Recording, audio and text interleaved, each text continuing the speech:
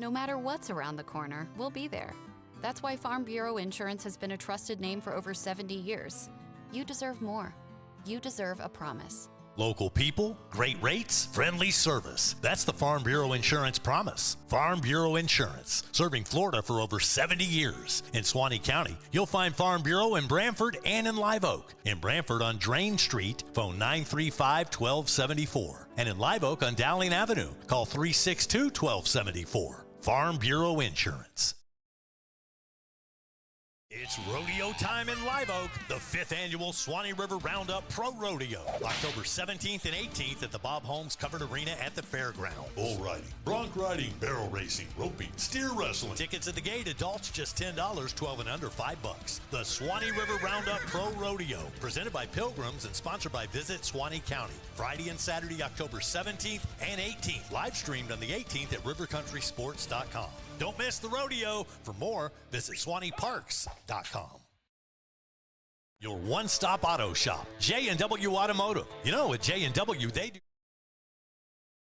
Your one-stop auto shop, J&W Automotive. You know, at J&W, they do paint and body work. Yeah, collision repair, paint jobs, bumper repair. They'll handle your insurance claim for you. At J&W, no job is too big or too small. They also sell vehicles, repair vehicles, retire vehicles, plus front-end alignments, AC work, computer diagnostics. They cut and program keys. They are your one-stop, all-in-one automotive shop. J&W Automotive. Highway 129 North in Live Oak. Call 364-1377. Online at jwautos.com. It's time for Coach's Corner, a pregame interview with Suwannee High head football coach Kyler Hall. Brought to you by Bean Painting, serving the community for over 30 years. Licensed and insured, family-owned and operated. Remember, it hasn't been painted till it's bean painted. Hey, good evening, Bulldog fans. Suwannee High football is back on the air. Man, it's been a long off season. I'm Wayne Luttrell. Welcome to Coach's Corner, brought to you by Bean Painting. This is the head coach of the Suwannee Bulldogs. This is Coach Kyler Hall, man. It's been a long off season. I'm ready to get back to it. You and me both. Wayne's good to see you. Good to be back in football season. Yes. It's the best time of year as we get kicked off. As you mentioned, it has been a long off season, but it's been a very productive one. Seen a lot of growth and gains and maturity from this group. So we were excited to hit somebody else tonight. Yeah. And it's been a physical couple weeks of preparation, and now it's time to go put all this work into action and high expectation for this group. So last season ended with that playoff loss in Tallahassee. And it took us a while to get over that, but then you guys got right back to work. And tell me what's been going on as far as off-season workouts in the weight room, and then, of course, leading into camp, which, had a lot of drills and things in the summer. But camp, as you mentioned, with this heat, it's been something. It has, so the disappointing ending and really just a season full of missed opportunities. Yeah. We had setbacks with injuries and, some depth at times, but granted, whatever the circumstances were around us, we still had opportunities to win games at the very end. That team last year, the first game, first playoff round exit, in all reality, could have been a region final team. Like, oh, absolutely. It was that type of close of a. We were that close, and every game it's one or two plays. It was, but you know what? In order to have the team that we want to have and that I believe we're going to have this year and expect to have, you have to go through some of that. Now, what that looks like sometimes may be different, but I know for this group and what they went through last year, if you need motivation, just glance back for a second, and there's plenty from the last play of the season to all the way to the first game against Columbia, and everywhere in between, just missed opportunities. But it's one of those things you can't dwell on. You have to learn from it. You have to understand what those plays were, what those moments were, what we have to do better. So that piece has really engulfed the entire off season. So we start, December, we kind of get it back into it. But then once January hit, it was full steam ahead from morning mat drills, weightlifting. We had a multi-sports track season going on. We had weightlifting, baseball, and then we get into spring practice, which I thought overall a lot of new pieces, a lot of new faces. lack of experience in a lot of areas. But from that spring game until now, I've seen a lot of growth.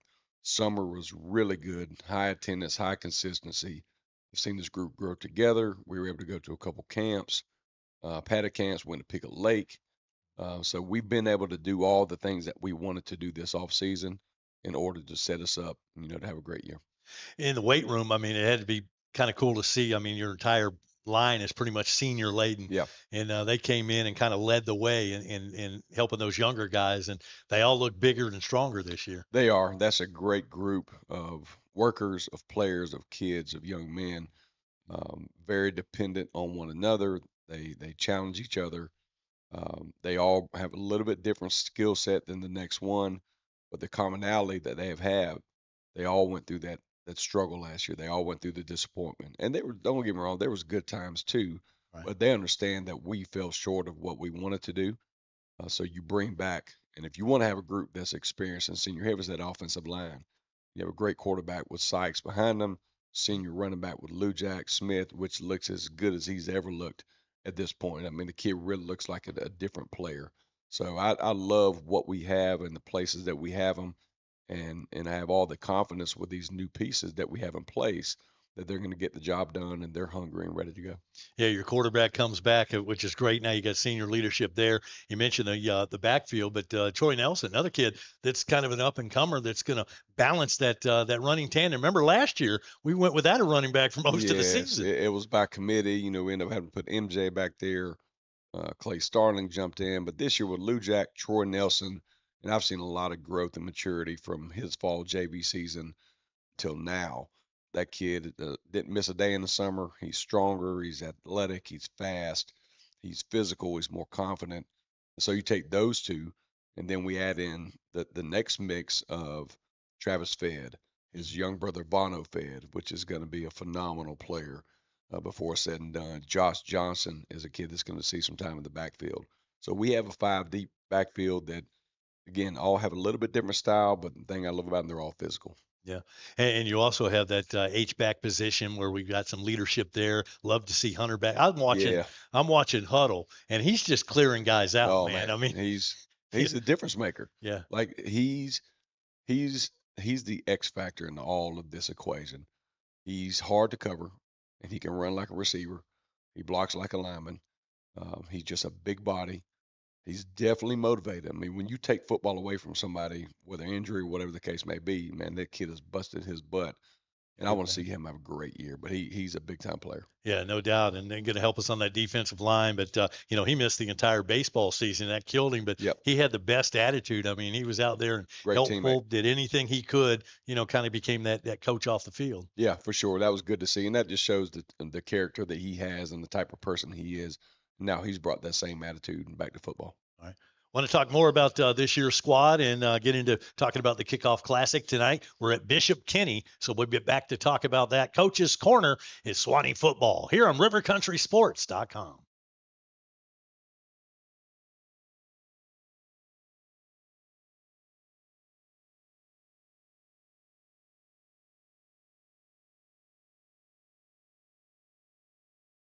Back here in Jacksonville, it's Coach's Corner here on RiverCountrySports.com, getting ready to do battle with Bishop Kenny. That's the matchup tonight in the Kickoff Classic. I don't know if you remember last year's game against these guys, but MJ Rawson opened the game with a touchdown, on the kickoff, and then we had a 35-yard field goal, but we couldn't get our offense on track that night, and we ended up falling 20-10. Yeah, missed opportunities on offense, and I think as great as that opening kickoff return was, there was still a ton of game left to play. So a little bit too excited early on. You got to settle back into play. Penalties hurt us, I remember, offensively. And then defensively, just going back and watching that game again, missed assignments, missed alignment. They came out. You kind of go into the Kickoff Classic blind in a little bit. You don't know what they're running, what they're scheming. Mm-hmm. Got us with some option. But, going into this year, a little bit different personnel on the offensive side, different quarterback, really talented running back. I think one of the best offensive linemen, their left tackle, that we'll see this year. So they're well balanced. They're going to give us motion shifts. So defensively, our kids are going to get challenged.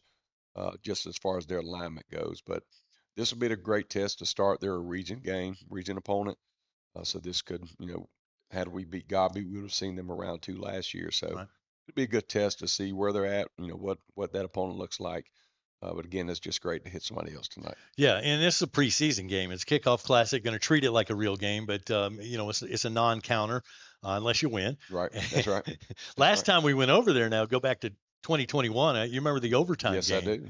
Where we block a field goal, and then I remember we scored a touchdown, ball game over, and here comes well, they're phantom with the flag. phantom flag, Oh, yeah. the phantom flag. But ended up after regulation tied at 28, and then they made their field goal, and we missed ours in overtime, and that was that. And Yep.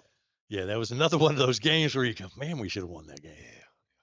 Yeah. I hate to bring these things We're going up. to tell a different story this year. Yes, sir. I can't I talk like about it. those anymore. All right, let's talk about Suwannee. Yep. So back to we were talking about the offense a little bit. Tell me about wide receiver. What do we look like? I know we lost some production from last year, but we got a lot of good guys coming in. We do. Coy Fryer, going back to last year, that was his first time playing receiver. So he was still learning the position. It was still new. Granted, a great athlete, but anytime you move position, there's going to be a process of figuring everything out.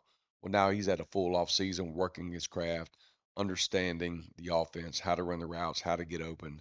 And man, he's looked phenomenal this off season, this preseason camp. He's more vocal, he's more confident, he's having more fun. Awesome. So looking for big things out of Coy.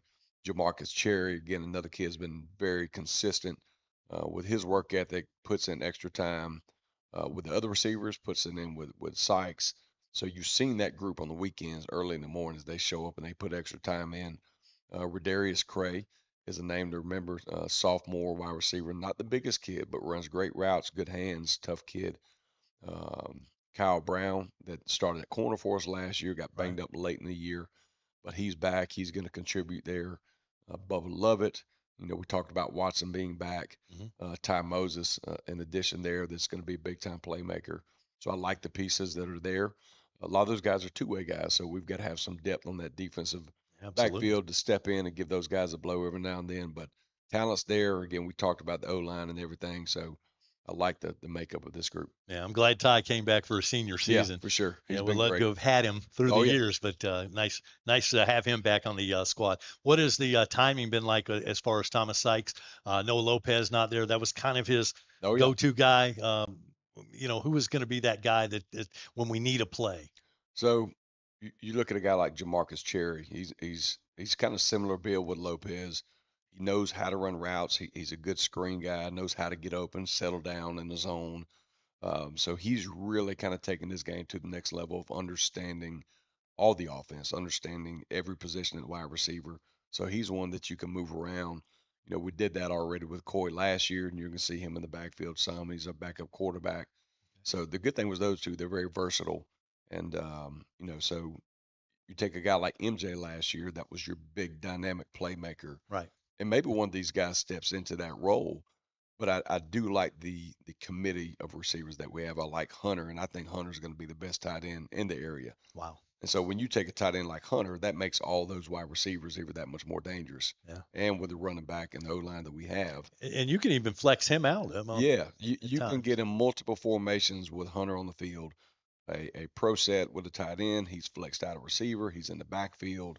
I mean, he gives you a lot of versatility. Which from a defensive standpoint, that's very hard to scheme for and prepare for. So as he gets back into playing shape and his reps get more, he's going to be a big-time problem, I believe. All right, that's the offensive side of the ball. Defensively, what do we look like this year? So defensive line, we have Kyler Watson back that just wrecked shop a ton last year. Big Hagedorn, that's offensive lineman as well. Jakari Brown at nose guard, better shape, just ready to go this year. Kamari Thompson, which will play some end and a little bit of nose as well.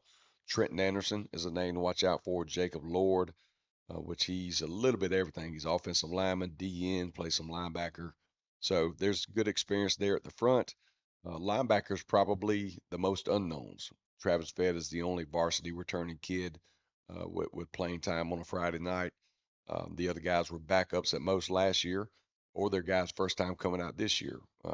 Lorenzo Lee that played offensive line last year, and he's trimmed up and he's lost some baby fat, and he's now at linebacker. Has done a really good job. Josh Johnson is going to be our weak side outside backer, and then we have Dalton Lindblade and Marco Rojas. And then the back end secondary, Fryer, again, Cherry, Kyle Brown, Lovett. Ty's going to be back there. De'Amon Jones and Jaden Polite, 2 names to really keep an eye on in that backfield this year in the secondary. Final question, punter, kicker. I know we lost, We lost some good ones. We did. Yeah. We did. But we've got 2. Neither one of them have varsity experience. So they're going to get into it early and work the nerves out and learn how to come back after a bad kick or a missed field goal, whatever the case may be. But William Slaughter, a senior who also is a golfer, so never had that dynamic. So he's in season with 2 sports. So we got to manage that. And then we have Tony Wilson, a junior, and Tony's taking a little bit more responsibility of the punting duties, and he'll also kick as well. But Slaughter's more the kickoff field goal guy. All right, Coach, about time to get after it. So It is. I appreciate your time. Want to wish you good luck in this game, and next week we'll open the regular season against those Columbia High Tigers. That'd be a big one. And glad to be back with you, Wayne. Looking forward to this season. No doubt about it. All right, that was Coach's Corner, brought to you by Beam Painting. Stay tuned. We'll take you to the field. Andy Day and Matt Campbell coming up next, right here on RiverCountrySports.com. Need to paint? Call the pros at Charles Bean Painting. They'll paint it. They'll have it looking good. Whether it's outside your home or business or inside, they do texturing, drywall repair, plus pressure cleaning. Call for a free estimate. 386-209-7381. Licensed and insured, family owned and operated, serving the area over 30 years. Charles Bean Painting, LLC. Remember, it hasn't been painted till it's Bean Painting. 209-7381. Rapid Fiber Internet's locally owned and operated, powered by Suwannee Valley Electric Co-op. Our local employees are dedicated to providing a world-class customer experience to each of our Suwannee Valley Electric members. Make the switch today to Rapid Fiber Internet's 100% fiber to the home internet system. To learn more about Rapid Fiber Internet, visit rapid-fiber.com. Again, that's rapid-fiber.com or call 866-64-RAPID. What's up, guys? Welcome to Van Carpet One.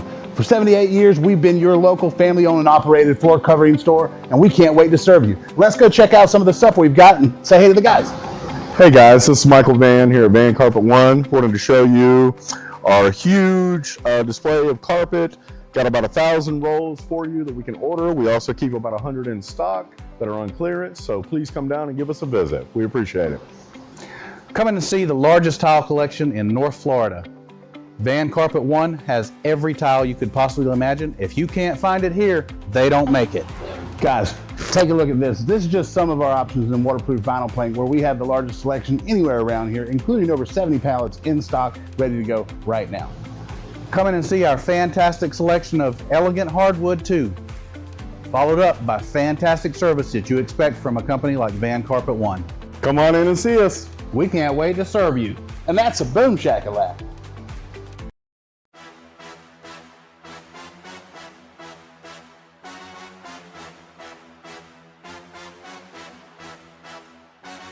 Suwannee Bulldog football on RiverCountrySports.com is brought to you in part by Farm Bureau Insurance, Van Carpet One, Suwannee Parks and Recreation, J&W Automotive, Wayne Fryer Homes, Beef O'Brady's and the Live Oak UPS Store, Kinetic by Windstream, Roundtree Moore Ford, home of the Roundtree Moore Ford Red Zone, by Bennett's Glass Company, by Live Oak Jewelry, by Morgan Tree and Debris, by Wes Haney Chevrolet, and by the Suwannee County School District.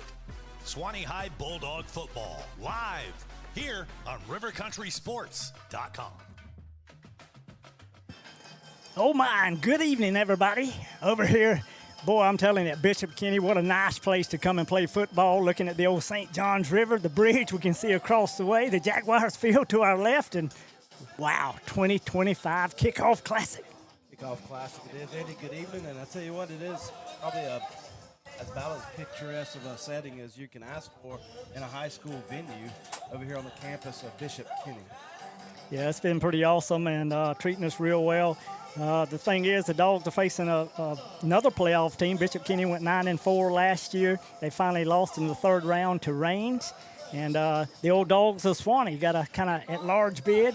We went 4-7, but then we finally lost to Godby in the first round, 34-28. But it's a new season, 2025, and things to look for in the Dogs is going to be Thomas Sykes, the quarterback, returning. He's thrown for the 1,969 yards last year. Open up them wide receivers, and we look for a great game tonight. Yeah, absolutely. I'll tell you what, Sykes is going to kind of be the guy to take a close look at, probably one of the keys for Suwannee offensively for sure. But you can't forget the offensive line. We're going to go about as far as they take us. Oh, absolutely. It all takes place in the trenches. And, as far as that, you need to have a great defense, and it's going to be up to the Suwannee defense to stop old BK down there. And, it won't be too long. We'll be doing the national anthem. I think we probably got about another minute and a half before we start this football game. But, boy, I would call this a river rivalry. Back in the day, I mean, they were one of the teams that we played almost every year in the old Florida Star Conference. Yeah, that's right. That's way before my time, but just kidding. But I tell you what, it is a rivalry still, kind of. It's a beautiful, beautiful evening here. Kind of very, very warm, though. I will say that. There's a lot of rich tradition over here, especially baseball. We saw some of the former draft picks over there on their wall, some famous alum, Jonathan Papelbon, Darren O'Day. So also some really good football alum as well. So looking forward to this evening and just seeing what Suwannee brings out to the table. Yeah, the Dogs of Suwannee, our captains are across the way. Number 51 will be one of them. That's old Brody Bean, along with number 74, Blaine Cruz. He'll be the center tonight, trying to get some of those others' numbers. Number 28 is a name you heard a lot last year, and that's Lou Jack Smith, one of the old running backs for Suwannee. Yeah, I think that one of the other one is Reese Bronson, number 55. Got his jersey kind of pulled up right now, but it looks like Reese.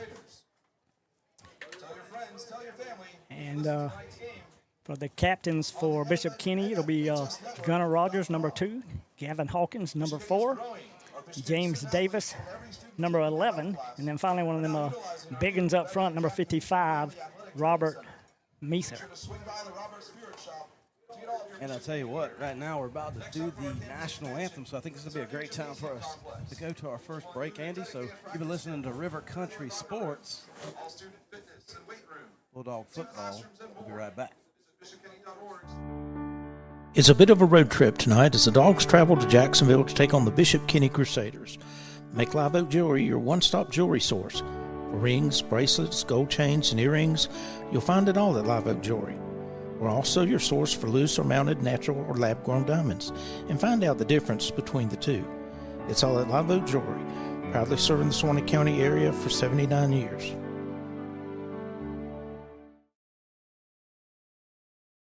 Carl, it's hurricane season again, and you still haven't cleared last year's debris. When you gonna get that done? I just don't know when I'll have the time. Besides, there's too much for me to do all by myself. Well, if you can't get it done, I know someone who can. Morgan Tree and Debris can make short work of those trees. Give them a call today and stop worrying.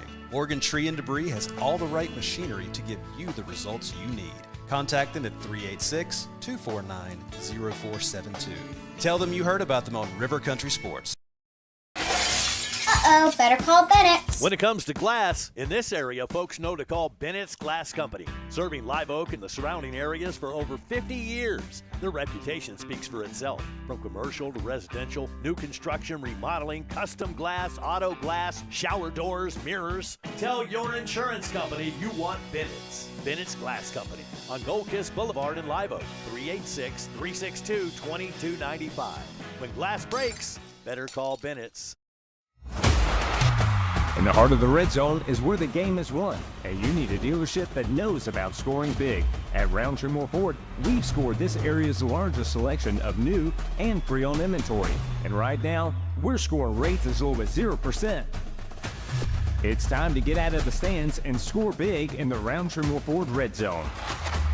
At Roundtree Moore Ford, the customer always wins. So make your next ride a touchdown at RoundtreeMoreFord.com today. Bright stars through the perilous fight, over the ramparts we watched, were so gallantly dreamed, and the rocket's red glare, the balls bursting.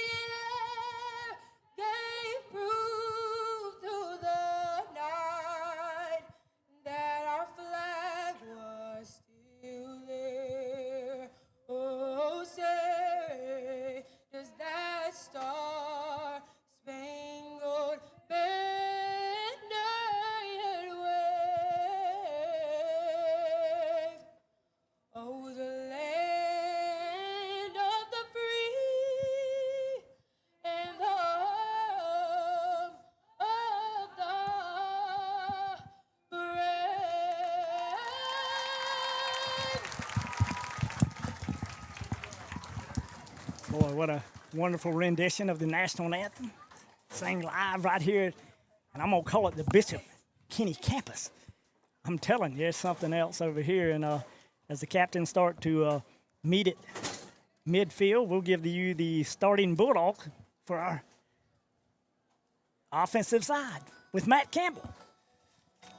And starting offensive lineman, number 74, center Blaine Cruz. Left guard, 52, Holden Mantooth. At right guard, 51, Mr. Brody Bean. Left tackle is number 55, Reese Bronson. The right tackle, number 50, Colton Hagedorn. At tight end, number 21, Hunter Watson, with number 10, Coy Fryer, number 5, Bubba Lovett, and number 1, Jamarcus Cherry, with the right wide receiver crew. Our running back tonight will be number 28, Lou Jack Smith, and behind center, the quarterback, the captain, number 4, Thomas Sight. On the defensive side for that junkyard defense, the defensive ends will be number 24, Kyler Watson, along with number 50, Colton Hagedorn. The nose guard, big number 45, Jakari Uptown Brown. The linebackers, number 3, Travis Fee. Number 15, Marco Rojas. Number 16, Josh Johnson. The spear will be number 11, Lorenzo Lee. The rover for tonight will be number 10, that's old Coy, the boy Fryer. Your two corners, number 1, Jamarcus Cherry, and number 18, Trayvon Fee. And finally at free safety, it'll be big number 5, you gotta love him, that's old Bubba Lovett.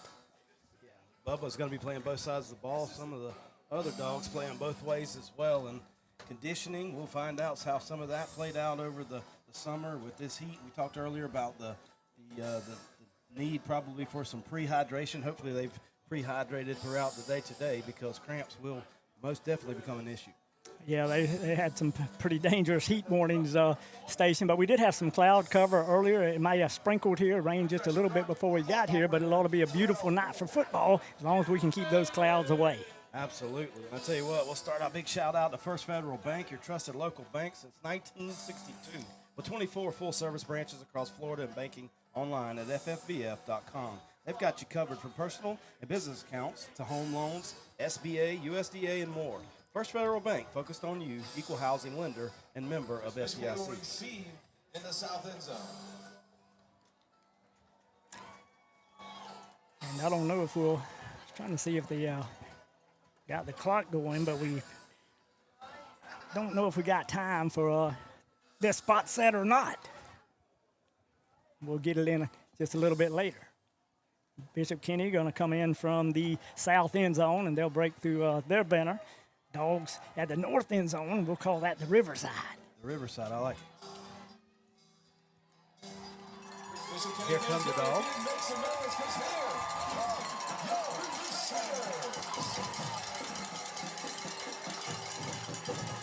And all that juxtaposition, I didn't catch if we won the toss.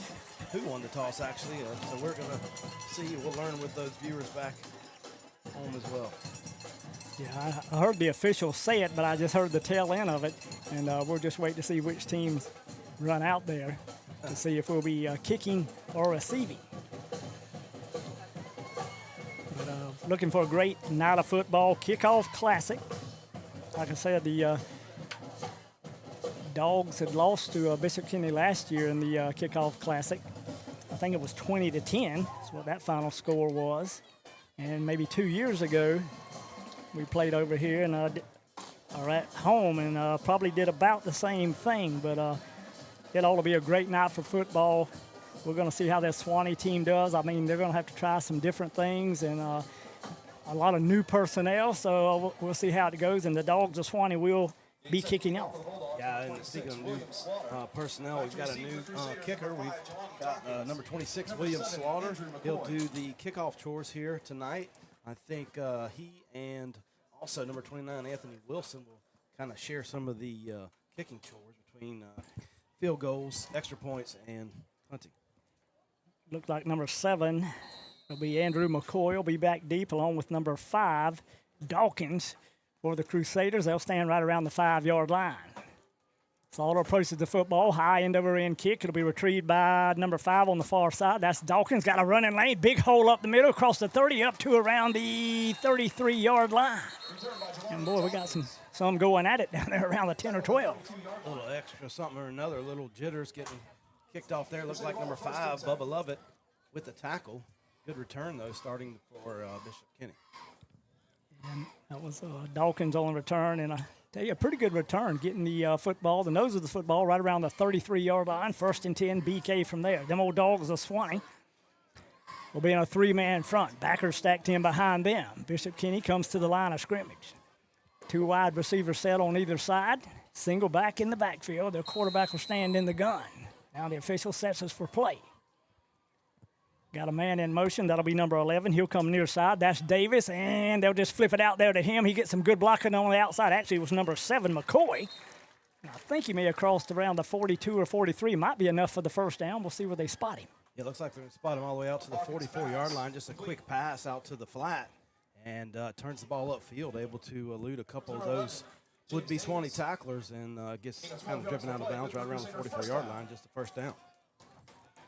BK at the line of scrimmage. Dogs digging in on the other side. We got a 4-man front. Shotgun formation. They got a man all tight. Handoff, first back through. That's Madison. He'll come to the near side. The Dogs got him hemmed up. They pin him to the turf, but I think we're going to get a face mask penalty right around the 43. Yeah, good tackle by I think it was number 24, Kyler Watson, but got his hands just a little high up around the face mask. I think that's what they're going to call. You know, early in the season, it's kind of easy. Sometimes you go and grabbing for something. He was grabbing for the jersey, caught him just on the bottom of the face mask. And we'll see how big a penalty this is. Holding, personal foul, face mask against the Bulldogs. Well, that'll be a big one. 15-yard penalty. It's the big kind. I know it, I think in college now they're all 15 yards, but yeah, I'm not sure if that comes down into the FHSAA rules or not, but they deemed it a flagrant personal foul, and 2 big chunk plays, one via the pass, one via the penalty here early for the Crusaders. That'll take the ball across midfield all the way down to our 41-yard line. 1st and 10, BK from there. Dogs still in a 3-man front. The quarterback is Hawkins. He stands in the gun. They'll move their slot over, single back in the backfield. That's Madison. Quick pass out to the outside, complete to number 81 on the outside. Boy, a pass of Dogs got over there, but not before BK picked up about 6 or 7 yards. Yeah, number 5, Bubba Lovett, in on the tackle as along with a couple other Dogs, and that's a big receiver. Basically looks like another tight end out there, number 81 for the Commodores. Yeah, that'll be Ashton Green. Crusaders. I'm going to call them the Commodores. I'm not sure why. BK out of the huddle and up to the line of scrimmage. Dogs digging in on the other side. 2 receivers set to the near side, 1 to the far side, and a short slot. Shotgun formation for Hawkins. Single back, handoff to Madison. He'll fake it to Madison, throw to the outside. Number 11 makes a reception. He'll cross the 35 and pound his way close to the 30-yard line. 24, Kyler Watson puts a big lick on him, but number 11 is a good-sized young man as well, and carried a head of steam down there. It was a big collision, but another. Yeah, and that was James Davis. Kind of having to write down their names kind of as we go and as they make receptions, and we see the number. Didn't get the starting lineup. Shotgun formation for Hawkins. Single back in the backfield. That'll be Madison. They'll bring motion with 16. Handoff Madison near side. Got a big hole. Burst his way up there, and he'll pound his way inside the 25-yard line, somewhere around the 24. 3 for Suwannee, number 15 in on the tackle. And I'll tell you what, it looks like Bishop Kenny is right now just trying to play physical football. We got some physical football players running north and south. Well, they went pretty deep in the playoffs last year, so they still have a pretty good team. They did lose their senior quarterback, but it seems like they found some to replace him. Bishop Kenny out of the huddle. Ball spotted right around the 24-yard line. 2 receivers set on either side of the football field. Long snap count. Here's a snap. Little quick pass. Complete to number 7. He takes it up the middle. Breaks 1 tackle. 2 tackles. And he'll bowl his way inside the 10. And he'll end up around the 9-yard line.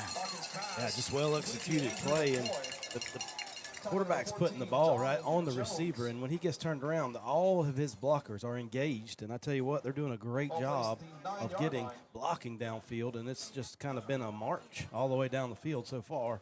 Going to be 1st and goal from the 9. Bishop Kenny knocking on the dog door right around the 9-yard line. Shotgun formation. Madison will be the single back. Short slot to the near side. They're all in tight. Handoff Madison near side. They're kind of blowing us off the line of scrimmage, and they'll pound their way close to the 3-yard line. Yeah, just another physical run right up the middle. Kind of like you said, we did get blown off the football just a little bit that time.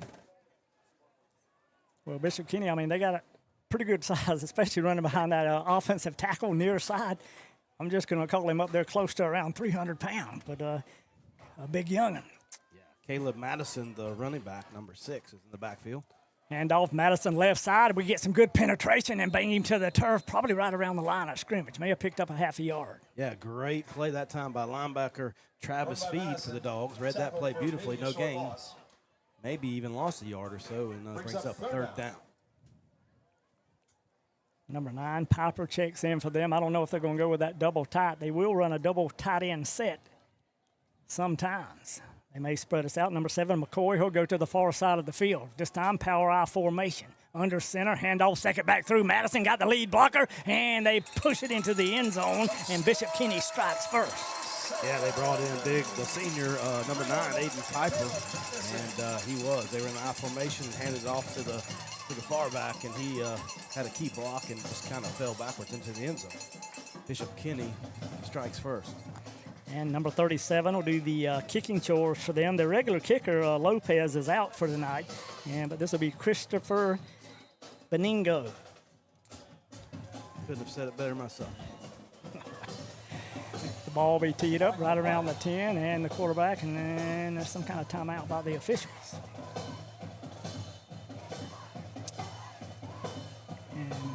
Not sure what they're talking about. Maybe we might have lined up all sides. That's half the distance to the goal. Yeah, and that's what it is. We did offsides on Suwannee. I don't think our camera angle kind of covers down that way because of the way we're set up here. But Suwannee lines up offsides. Bishop Kenny decides to decline, so extra point will transpire.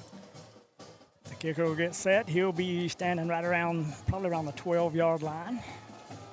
Here's a snap, a good one, down on the tee by the old quarterback, and it's up, end over end, and that hammer knocker is good, and Bishop Kenny leads it 7-0.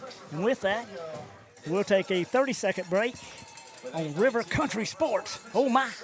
Hi, my name is Catherine Haney. My grandfather and my dad, Wes Haney, have been selling and servicing Chevrolets in the Suwannee Valley area since 1968. I'm here with my brothers, Weston and Jonathan. We want to tell you why Wes Haney Chevrolet is the best place to buy a car. At Wes Haney Chevrolet comes down to 2 things: low prices and excellent customer service. You are a part of the family just as much as we are. Your happiness is my dad's first priority. He will always fight to make sure you get the best deal and the best experience. My dad doesn't play games and he doesn't charge dealer fees, so we can always get you the best price. We have amazing incentives this month to put together a great deal on any Chevrolet car, truck, or SUV. The best built, longest lasting vehicles on the road. We guarantee a better deal and customer experience than you can get anywhere else. We would love to show you our beautiful selection of new and used vehicles. We are located in Live Oak, Florida on Highway 90 East. I can guarantee our dad will give you the best deal, and we are excited to earn your business. This is Wes Haney, and as always, no dealer fees, no games. Come see my team at Wes Haney Chevrolet.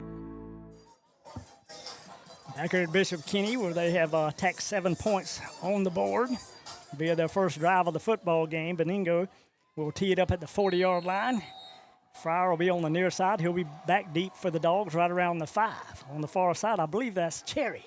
DeMarcus Cherry is going to go to Fryer right around the 8 or 9 yard line. Fryer cuts it up the middle field, a little juke move, sidestep, move to the outside. Fryer's got a running lane to the 35, to the 40. Fryer down the far sideline to the 40 on the other side. Somebody say that dog may be gone, and he is. No flags. Oh, my. No flags, green grass, and Coy DeBoy strikes.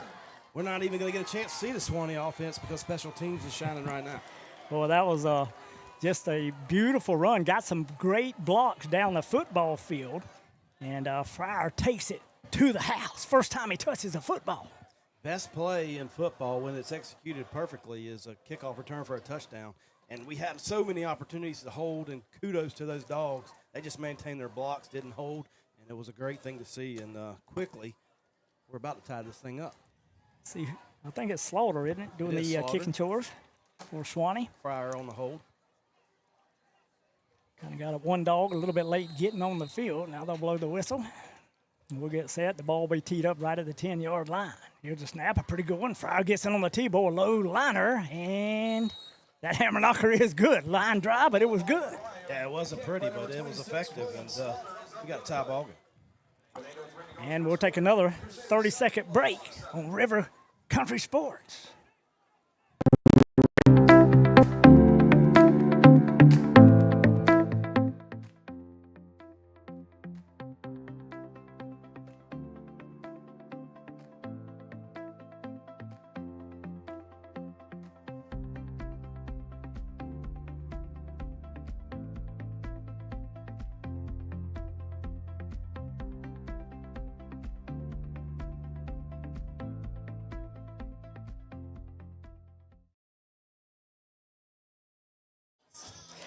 Back here live.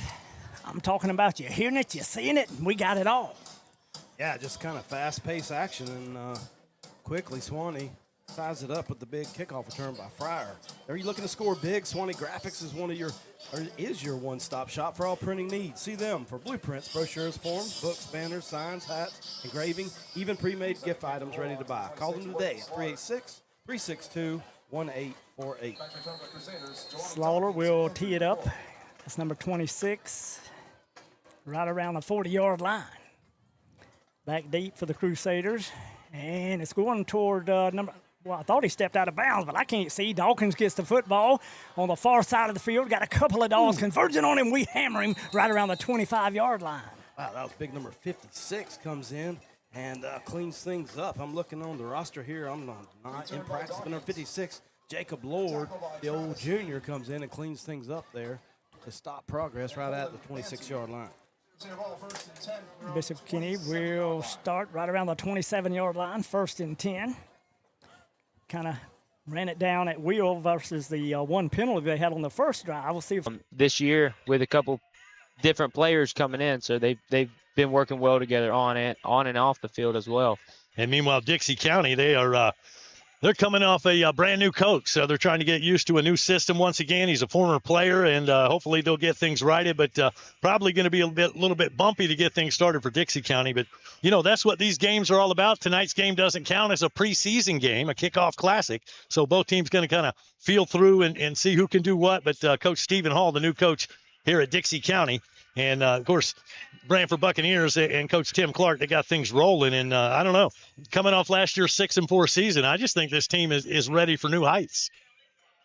For sure. Yeah, so I actually A couple dogs come kind of limping off. That was number 3, Travis Speed. Yeah, we're going to have to take a timeout. Yeah, we got a little bit of chaos back there. While we're taking a timeout, we'll go ahead and take a 30-second timeout. You're listening to River Country Sports, Bulldog Football. No matter what's around the corner, we'll be there. No matter what the road ahead brings, we'll be there. That's why Farm Bureau Insurance has been a trusted name for over 70 years. You deserve more. You deserve a promise. Local people, great rates, friendly service. That's the Farm Bureau Insurance promise. Farm Bureau Insurance, serving Florida for over 70 years. In Suwannee County, you'll find Farm Bureau in Brantford and in Live Oak. In Brantford on Drain Street, phone 935-1274. And in Live Oak on Dowling Avenue, call 362-1274. Farm Bureau Insurance.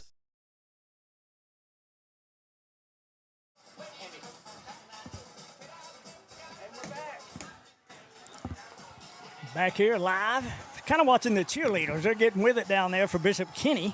I was doing the same on the far side of the field. We're still out of timeout. As Suwannee had to take the timeout, we were late getting one of them dogs on the field. Yeah, hey, if you're in the market for real estate, call Pool Realty. Their team has the experience, the knowledge, and the listings to make dreams come true. Their agents work hard to match each customer with the property that best fits their needs. Whether you're looking at Live Oak, Brantford, or anywhere in North Central Florida, they're committed to providing an exceptional real estate experience. Pool Realty with offices in Live Oak and Brantford. Call Pool Realty for all your real estate needs.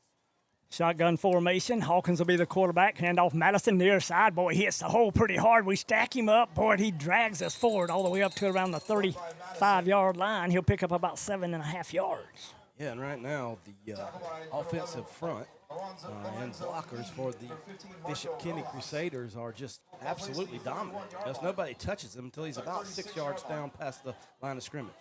Yeah, and I think what they're doing, they're waiting for us to maybe go 5 on front, then try to open up some type of passing game, which would be the strategy. Right. And we'll see what happens. Dog's still on a 3-man front. See if we bounce one more up there. 2 receivers to the far side of the field. One of them will be McCoy. Shotgun formation, handoff Madison, big hole, right side. Boy, he's still running across the 40 up to the 45. We'll bang him down close to the 47-yard line. It's a powerful run by a powerful running back with good blocking up front.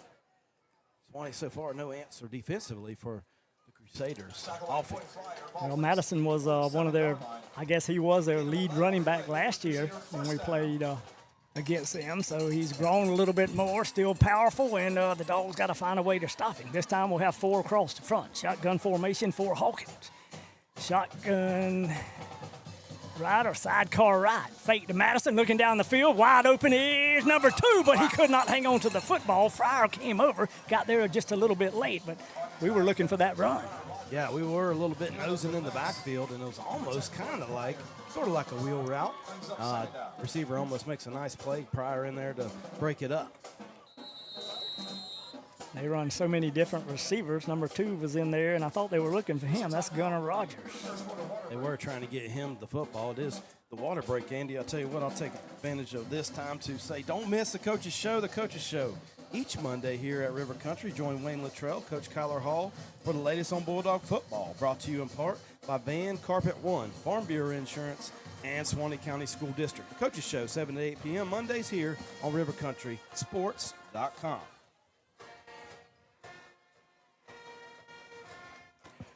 It's rodeo time in Live Oak, the 5th annual Suwannee River Roundup Pro Rodeo, October 17th and 18th at the Bob Holmes Covered Arena at the fairground. Bull riding, bronc riding, barrel racing, roping, steer wrestling. Tickets at the gate, adults just $10, 12 and under $5. The Suwannee River Roundup Pro Rodeo, presented by Pilgrims and sponsored by Visit Suwannee County. Friday and Saturday, October 17th and 18th. Live streamed on the 18th at RiverCountrySports.com.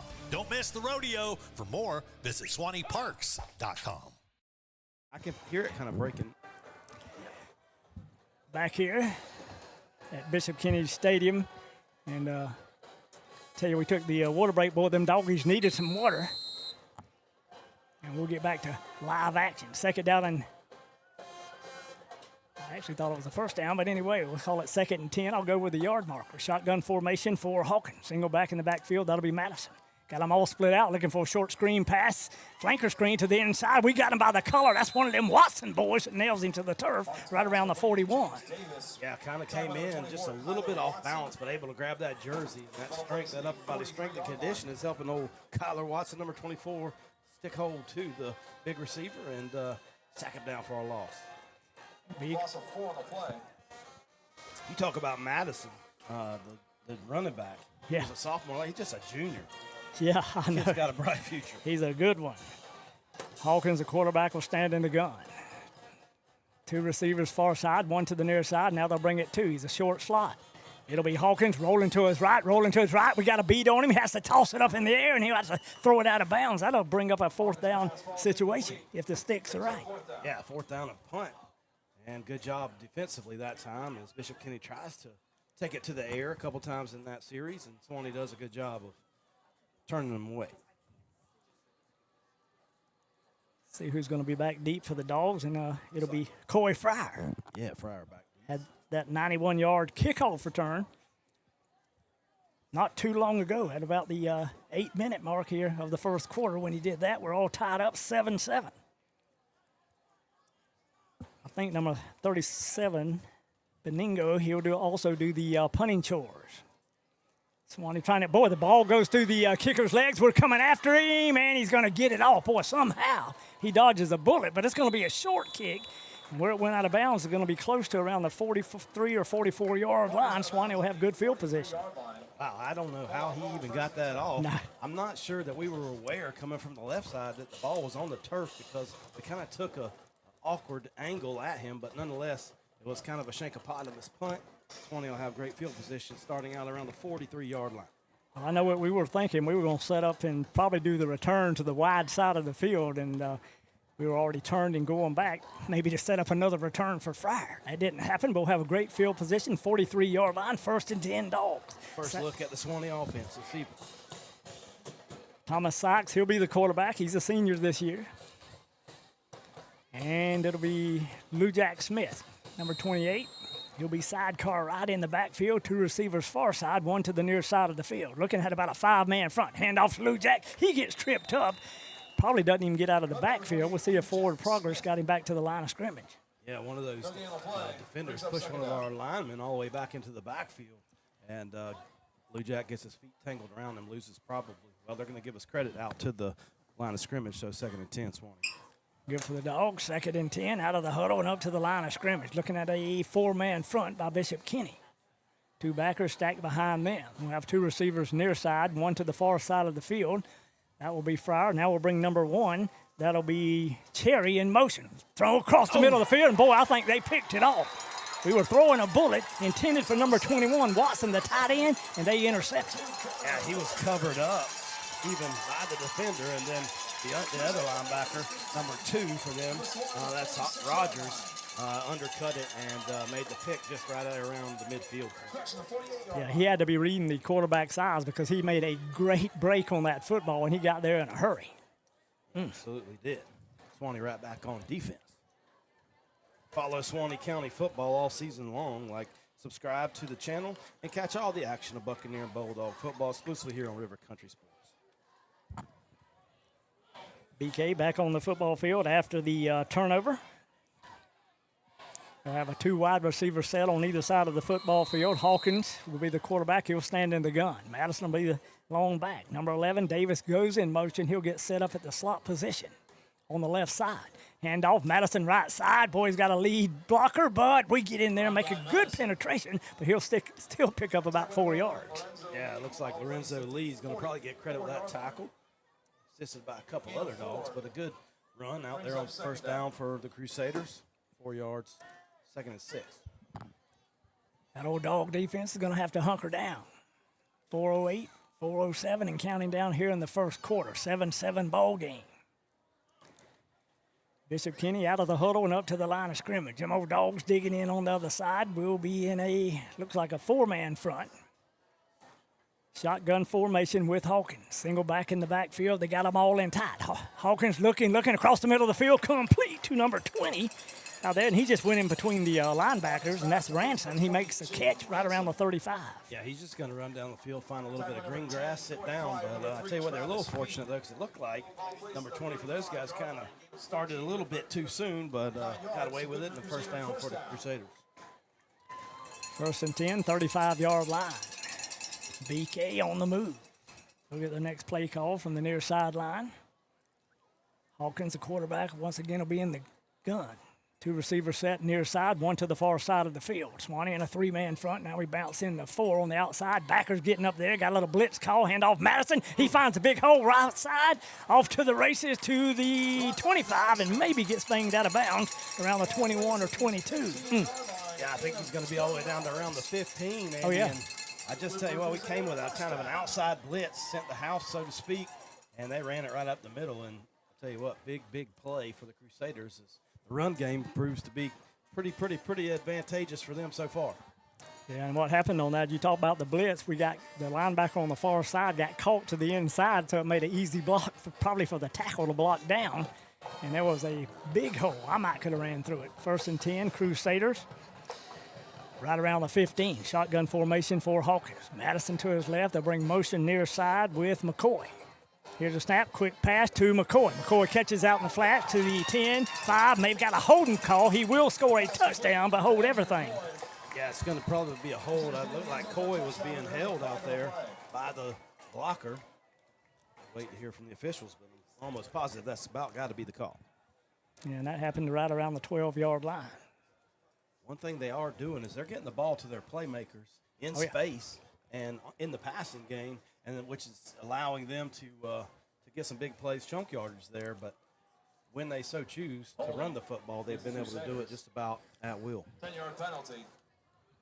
I like the great John Madden say, if you can run the ball and pass the ball, you're usually pretty successful. Right now, they're being successful. AKA Captain Obvious, right? Mm-hmm. Waiting for the official to mark it down, and he does. That will back them up close to the 23-yard line. It'll still be first down. 2:37 to go here in the first quarter. BK still in the huddle. Dogs are waiting on the other side. Shotgun formation for Hawkins. This time they'll have a new running back. That'll be number 5, Dawkins. He'll be set to the right. Big tight end comes in and gets down.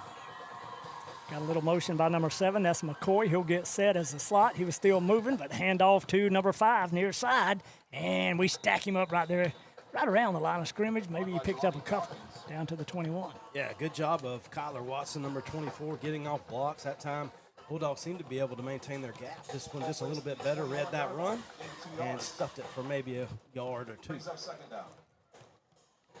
Yeah, 5 Dawkins. He's actually one of their return men on the kickoff crew. They were giving Madison just a little breather. Madison will be back in there. He'll be sidecar left. Shotgun formation for Hawkins. Suwannee with 4 across the front. BK with a short slot near side. That's the short side of the field. And it is the quarterback down, out, and up, looking for the goal line. We knock it away. Boy, great job out of Jamarcus Cherry as he got a big old paw up there right around the 1-yard line. Yeah, great coverage that time by Cherry. Gets a hand up, times it just right, knocks it away, and brings up 3rd down now and long for the Crusaders. See what they do here. Like I say, they got 3rd and long, and if the Dogs can hold them right here, we'll get to see what their field goal kicker looks like. Hunker down, Dogs. BK up to the line of scrimmage. Hawkins, the old quarterback, awaits the snap. Madison, he'll be to his right. And he'll fake to Madison. Quick pass over the middle, wide open. I'm talking he's going to walk into the end zone, complete to number 16. That is, I think it's Carter Harris with a touchdown. Like you say, the linebackers collapsed in the middle when he was wide open on that slant pattern. Mercy. We sold out 100% on run, and just a really good play call. Give them credit, Crusaders, with a easy 6 points there on the 3rd and long. Yeah, great pass from the quarterback, Hawkins, to Harris. Now they'll attempt the point after, Domingo. He'll be set right around the 10-yard line. Here's the snap, a pretty good one, down on the tee up, end over end, and it is good. So after almost 1 full quarter of play, it's Crusaders 14, Bulldogs 6. You're listening to Bulldog Football on rivercountrysports.com. Your one-stop auto shop, J&W Automotive. You know, at J&W, they do paint and body work. Yeah, collision repair, paint jobs, bumper repair. They'll handle your insurance claim for you. At J&W, no job is too big or too small. They also sell vehicles, repair vehicles, retire vehicles, plus front-end alignments, AC work, computer diagnostics. They cut and program keys. They are your one-stop, all-in-one automotive shop. J&W Automotive. Highway 129 North in Live Oak. Call 364-1377. Online at jwautos.com. Back here after BK had just scored that touchdown. The extra point was good. They lead at 14-7. We still have 1:18 to go here in the first quarter. See if them old Dogs can get some blocking here, or will they try to kick it away from Fryer this time? Hey, you think they might try to kick it away, but we'll wait and see what happens. Jamarcus Cherry will be the other deep back for Suwannee. He'll stand on the far hash. Well, actually, I think it's going to be Lou Jack. Really can't read that number from this far. On the far side of the field. Domingo approaches the football at the 40-yard line, puts a big old foot into it, and it will be Fryer. He'll take it to the far sideline, gets one block, finds a big crease right around the 30, to the 35, still on his feet, to the 40, to the 45, to the 50. He's across the 50, and he'll be banged out of bounds right around the 40-yard line. We'll see where they knocked him out. They say he stepped out right around the 45. Mercy, and a flag. Yeah, there's some late laundry on the field, and I tell you what, the coaches aren't going to be happy when they watch the clock, or I'm sorry, not the clock, but the tape, because that was well behind the play and an unnecessary holding by Swan. Bulldogs. He found that crease pretty good. And that was almost identical to the first. Yeah, to the first. Yeah, now, of course, not for the penalty. That one Crusader really saved it. He might have been going all the way again. Absolutely. Nevertheless, the Dogs will have the football, trailing 14-7 here with about a minute to go here in the first quarter. I see number 0 checks in. Hadn't seen that number in a while. That'll be old Ty Moses. He'll be on the near side. Shotgun formation for Sykes. Single back in the backfield for the Dogs. We'll bring motion with Cherry. Boy, a high snap. It gets away from us, and I think BK's pounced on it right around the 24, and that's the kind of things that you can't happen when you get a little momentum going. Now you got a little momentum, you get a penalty, and then a snap that I'm not going to say it was a bad snap. It was just kind of maybe a lackadaisical effort. Let's just call it like we see it. On the quarterback, thought he had a good grip on it, goes off his fingers, and Bishop Kenny in to recover the fumble. Yeah, and they did, and I think we were looking at our I guess our motion man starting to come across on that. Now, we might have had one of them toss pitches or touch passes, whatever you want to call that, on the end around, but it did not happen. We fumbled the football, lose the handle on the pigskin, and Bishop Kenny's got it once again. I say they'll go for pay dirt right here, trips to the near side. Shotgun formation for Hawkins. Madison will be to his right. Long snap count. We'll wait it. Hand off. Nope, he'll hand it to Madison near side. He does a little stiff arm right around the 25, and we finally run him out of bounds around the 19. Yeah, that's big number 6 again, Madison. Just a horse out there right now. Yeah, and I guess if you think about it, if you can run it and move it down the football field, it's a little bit safer anyway. Absolutely good chance for Suwannee, though, to get to practice one of those quick change situations. 2nd and 2 for Bishop Kenny. Shotgun formation for Hawkins. Madison set right beside him. They got a short, tight slot on the near side. Handoff Madison, left side toward that slot. Finds one block, one hole. Fryer hits him right at the line of scrimmage. He'll bring us forward and bang his way close to the 14-yard line. Yeah, going to be enough for a first down. Swanee doing a little better job up front, but they're a big front does the Crusaders have, and it's going to be a challenge all night there on that long line of scrimmage. Yeah, it certainly will. And the thing about it, they can throw the football as well. So when he goes play action to Madison, you start thinking of him in the backfield, and all of a sudden they hit you on a little crossing pattern or a slant across the middle. Shotgun formation for Hawkins. Single back in the backfield. Dogs digging in on the other side. 5-man front for Suwannee. They'll bring motion and hand it off Madison. Near side once again. Big hole. He'll bang his way inside the 10. We drag him to the turf right around the 6. Yeah, good job by number 20 for Suwannee, maintaining his prowess there on it. Jaden Polite and number 6 Madison with a big stiff arm, and Polite able to fight through it. Brings up 2nd down. Ooh, 2nd down, and I think that was the end of the first quarter. Oh, mercy, 14-7. The Crusaders lead it. And we'll take a break on rivercountrysports.com. Oh, my. What's up, guys? Welcome to Van Carpet One. For 78 years, we've been your local family-owned and operated floor covering store, and we can't wait to serve you. Let's go check out some of the stuff we've got and say hey to the guys. Hey, guys. This is Michael Van here at Van Carpet One. Wanted to show you our huge display of carpet. Got about 1,000 rolls for you that we can order. We also keep about 100 in stock that are on clearance, so please come down and give us a visit. We appreciate it. Come in and see the largest tile collection in North Florida. Van Carpet One has every tile you could possibly imagine. If you can't find it here, they don't make it. Guys, take a look at this. This is just some of our options in waterproof vinyl plank, where we have the largest selection anywhere around here, including over 70 pallets in stock, ready to go right now. Come in and see our fantastic selection of elegant hardwood too, followed up by fantastic service that you expect from a company like Van Carpet One. Come on in and see us. We can't wait to serve you. And that's a boom shakalak. Hey, don't miss the Player Spotlight and the Bulldog Bark at halftime of Dog Ball broadcast. The Player Spotlight with current team members is brought to you by Hunter Abercrombie, your Edward Jones financial advisor for Suwannee County. The Bark is presented by Hunter Tainment. Join Keith Hunter with the conversations with former dog greats, the Bulldog Bark and the Player Spotlight. Halftime features on Suwannee broadcast here on rivercountrysports.com. And I tell you what, Mr. Abercrombie himself had texted me earlier and wanted me to make sure and mention that Papelbon and O'Day actually got beat by the 0-1 Dogs. They did. There that is.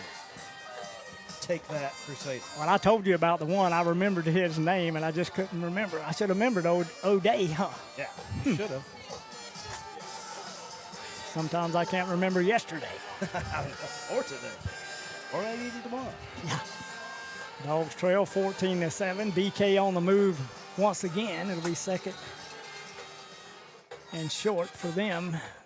Maybe right around the 7-yard line. Shotgun formation, handoff. Madison left side goes toward the goal line, but we stack him up, hit him, and finally drive him out of bounds. Probably around the 2, maybe the 1.5 or 2-yard line, far side of the field. Yeah, I can't see the number on that dog, but vicious hit in that time. I think it was number 16. Josh Johnson, or it may have been number 18, Trayvon Feed. Nonetheless, first down goal for the Crusaders. Crusaders knocking on the Suwannee door right around the 2-yard line.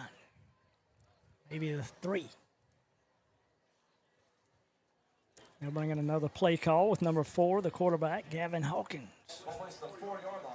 Out of the huddle and up to the line of scrimmage. Suwannee digging in on the other side. I formation once again. Madison will be the lead, the deep back, and it's going to be a pass out into the flats. And boy, just kind of overthrew. The receiver did a great job of trying to turn around and make that catch, but it went through his hands, and good thing for the Dogs. Yeah, and actually number 20 for Suwannee was there. If he could have kept his feet, maybe had a chance to pick that one, but nonetheless falls to the turf, brings up second goal. That ball was intended for number 2. That's old Gunnar Rogers. Goes incomplete. It'll be second and goal from right around the 3-yard line. Bishop Kenny kind of taking their time with the huddle. See if they go under center this time.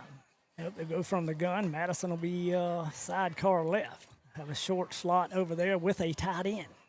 2 receivers near side. Here's the snap, handoff Madison. He'll take it right up the middle of the football field and practically walks into the end zone, and Bishop Kenny has scored again from the 3. Yeah, just kind of too easy, you might want to say there on that carry, but nonetheless, number 6, Madison, I think was the second, maybe even third, actually, yeah, third touchdown this evening. Yeah, Madison a good running back, but he's also got some good blocking up front.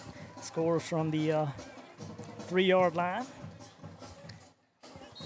They'll look for the extra point shortly. That'll be number 37 doing the kicking chores for them. The tee will be set right around the 10. The quarterback sets it on the tee, up end over end, and it is good. It is good. And we'll take another break on rivercountrysports.com. Oh, my.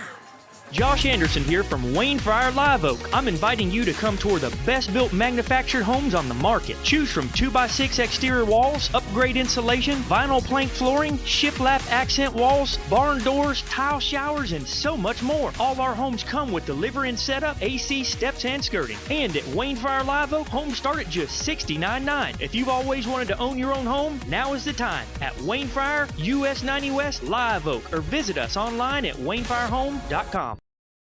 Shipping stress? No thanks. At the UPS store, it's packed fast, shipped smart, and made fun. Bring your package, track it with ease, and trust them with your most fragile stuff. They even handle Amazon returns. Plus printing, mailboxes, notary, yeah, they do it all. They even do large format printing. Pack it, ship it, love it. Only at the UPS store of Live Oak. Back here live, Bishop Kenny added 7 more points on. Early here in the second quarter. They lead at 21-7. We'll have to see if them old Dogs can answer. Yeah, I hate to say this is a crucial point in the football game, but we got to keep that offense off the field, and more importantly, our defense off the field for a little bit. Hopefully for the Dogs, there'll be no more turnovers, and we'll see what we do here. I don't see Fryer. He's not back deep this time. Blue Jack will be on the far side, and that'll be Cherry on the near side. Boy, kind of a pooch kick. We're going to call for the fair catch up there. One of the Dogs called for a fair catch, but the ball didn't come to him, so I don't know the rule on that, and somebody else can interpret it. I don't know. One time back in the old days when I coached baseball, we had a kid pick to second base with a runner on first only. And I thought I'd seen everything. Now, I just watched one of our football players signal for a fair catch, and he wasn't even the one catching the football. Yeah, and I think the officials might be discussing that, and they might just let that one go. Yeah, it's preseason. We'll maybe just let it go, but actually they're going to penalize us for something.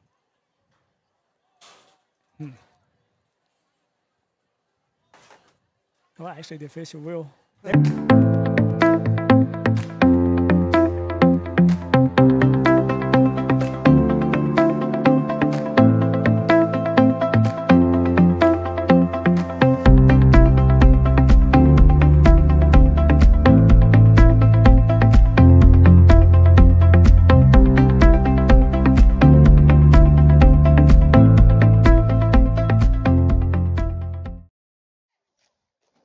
Back here in beautiful Cross City, Florida, Dixie County High School, where the Branford Buccaneers and the Dixie County Bears are doing battle tonight. High school football, the Kickoff Classic. getting the season started here in 2025. Bucks are currently trying to get it lined back up to kick off here. Yeah, they had a penalty, unsportsmanlike conduct after that 2-point try. So that's going to back him up, make him kick from the 30 instead of the 40 this time. Lopez, a returning kicker from last year.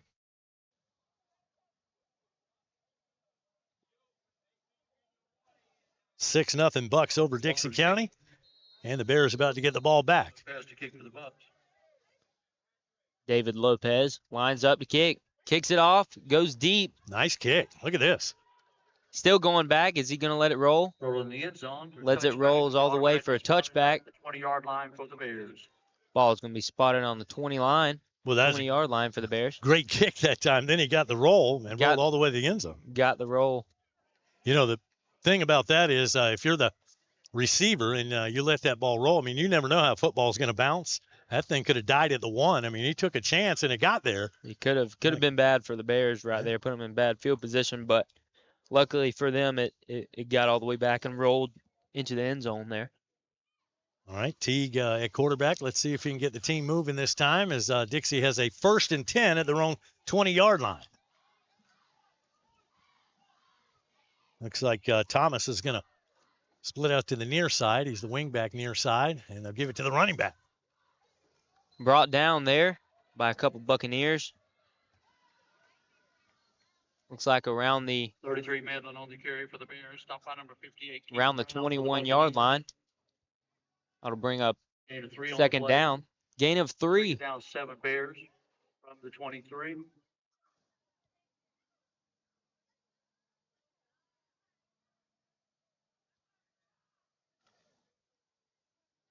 Bears looking for that play to get them started. Backfield quarterback Teague in the shotgun.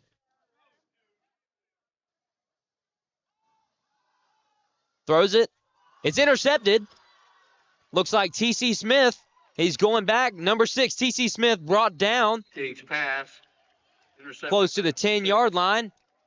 Good tip and catch there by Smith. Was able to go up and high point that ball. What an incredible play. Great defensive play as he saw that and kind of tracked it down, just knocked it out of the air.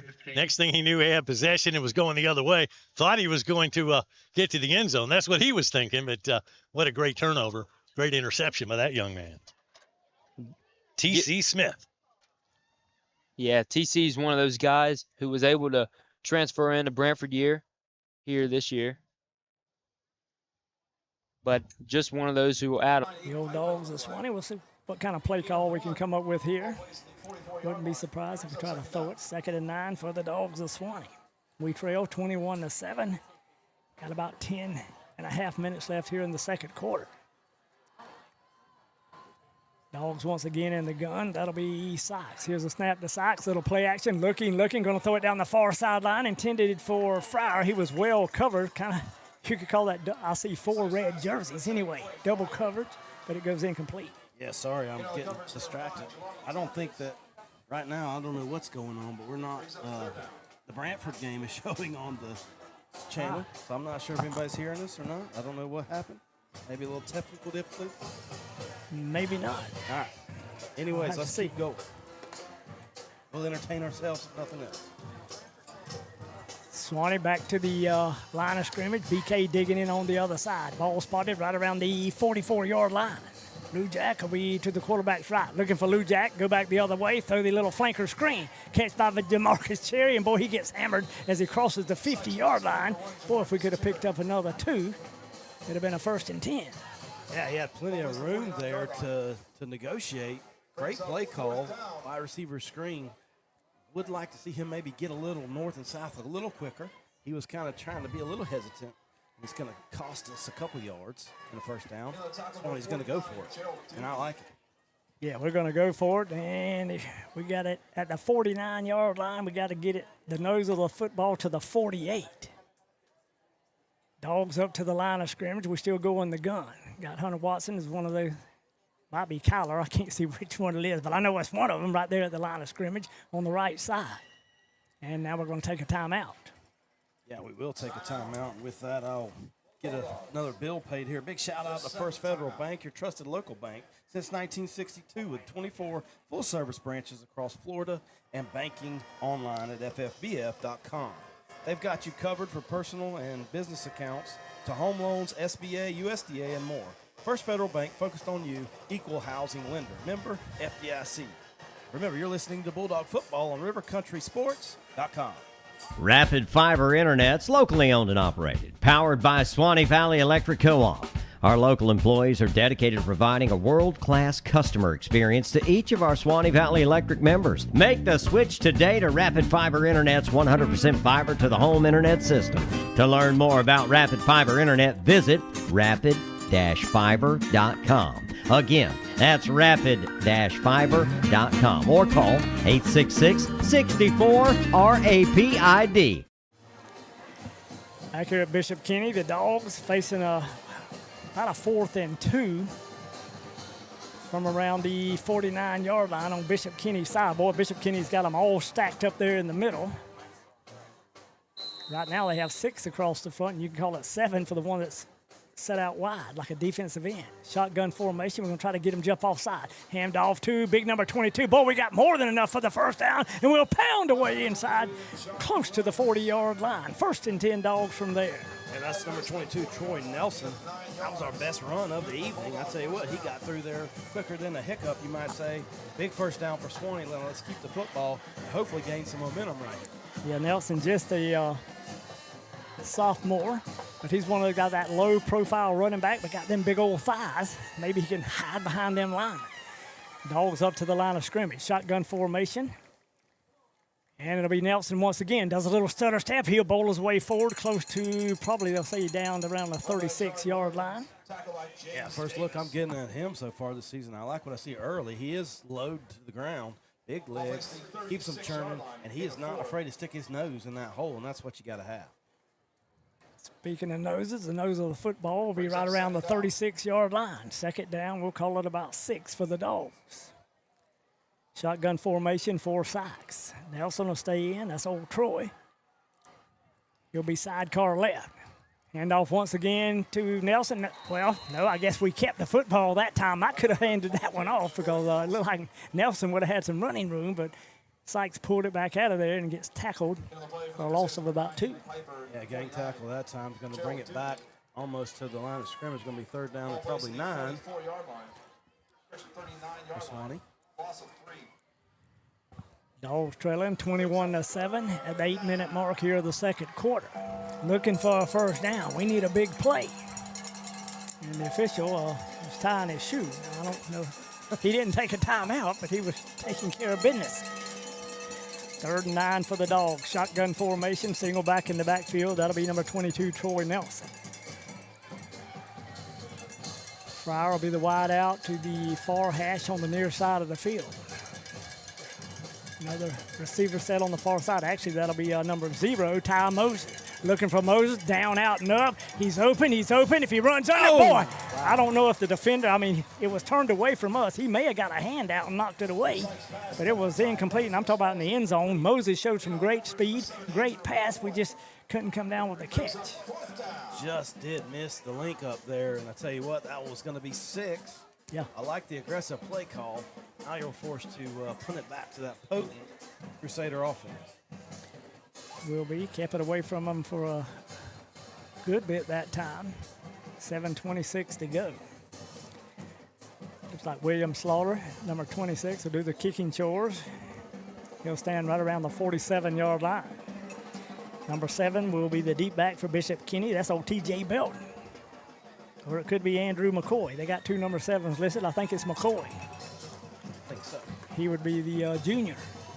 Boy, low snap, and if they keep, well, we're gonna kick it. Now I don't know if we cross the line of scrimmage, but he got a pretty good kick, and we'll see what happens if we down it around the 1-yard line. But if he went across the line of scrimmage, then I don't see a flag. Well, that was interesting. Number 29, Anthony Wilson, unable to field the ground ball that was coming back there to him. Yeah. Picks it up, panics temporarily, regains his composure, and gets it away just before the line of scrimmage. And it all kind of works out. Goes into the end zone for a touchback. Crusader ball first. We put a pretty good effort to try to bat the ball back out before it went across the end line, but it did, and Bishop Kenny will start out 1st and 10 at the 20-yard line.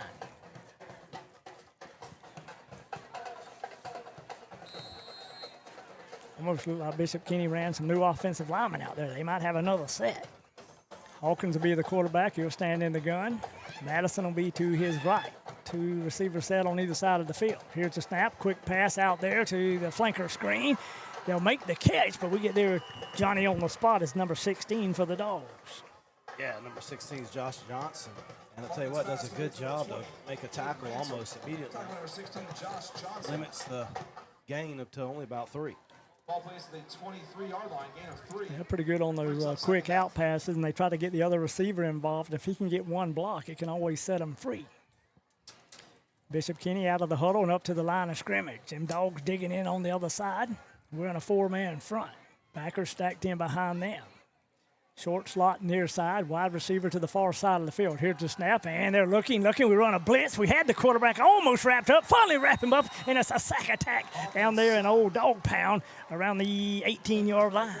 Yeah, it looks like number 24, Kyler Watson, in there with a big sack for Suwannee. Yeah, I was glad to hear his name. He's been a big influence for the Dogs last year, and I look for big things out of him this coming year. Loss of about 5 yards. It'll bring up a 3rd down and 11 for Bishop Kenny. Defense got to find a way to get off the field right here. Hawkins, he'll be the quarterback. He'll stand in the gun. Madison will be the lone back. Now they'll bring motion across and hand off to Madison to the far side. We got a pole on him to get him, but we'll wrap him up and drive him out of bounds for maybe another loss. Yeah, just good pursuit that time. Team pursuit. Excuse me. And rallying to the football and a good stop by Swannee's defense. Able to get off the field, get it back in the hands of the offense. Brings up 4th down. Yeah, they'll back him up about another 2 yards. Bring 4th down and about 13. Trying to see see if they're going to go with a new punter. They had 2 listed, but I'm not real sure right now. Benego has been doing most of the kicking chores thus far. And either they're waiting for another man, but they're taking a lot of time. Lots of time. I don't see a play clock anywhere. No, but the clock is ticking. And I'm sure the official is looking at that. It will be number 37 doing the kicking chores for Bishop Kenny, and somebody's going to have to take a timeout. It's going to be them, I hope. And with that, Tease it up Lopez tees it up here, for the Bears. ready to kick it off. Christian Harshman deep. I believe the 4th time he's kicked it off tonight as he goes. Kicked it deep into the left again. Looks like he's going to let it roll, but is it going to be brought down? Yeah, they blew it dead down there, and now the flags drop. Flag on the play. Kind of lackadaisical on that return. I'm surprised they didn't pick it up and run with it. But he kind of let it roll, and it rolled down inside the 10-yard line. Didn't really look like he wanted to pick the ball up there and run with it. It did not. A procedure for the kick going out of bounds. And so they're going to make him kick again, or they can take it to the 35. Looks like they want the 35-yard line. If it went out of bounds, that's their option. So that's twice that Dixie County's kind of gambled, and that ball's rolled the right way for them. With the Bears not really being able to produce much here and get to the other side of the field, you think they'd try at least a shot that they had to get the ball moving down the field a little bit, but just let it roll there. You about ready for some college football? That's getting ready to start. Ready for some college football. It's coming up here. We've got a packed weekend on the weekend of the 29th. Yeah. But actually, it starts the weekend before that with some smaller games just to give you an appetizer. And then the next weekend, Labor Day weekend, man, there are some big matchups coming up. I mean, and the state schools all involved. Florida, they start off with an easy game, LIU. That'll be on that Saturday, which of that Labor Day weekend. I guess that's the 30th. But how about Texas and Ohio State, 1 against 2? Texas and Ohio State, a replay of the college football. Yeah. You got Alabama, FSU. You got Miami, Notre Dame. You got LSU, Clemson. I mean, the opening weekend is going to be jam-packed full of great games. Miami Notre Dame is one that I hold close to my heart, you would say, as a Miami fan. Yeah, me too. Here's your option to take the ball. Your option to take it at 35-yard line. First and 10. Actually, we've got an all Hurricanes crew here, which is kind of crazy in North Florida. Our camera operator, a streamer.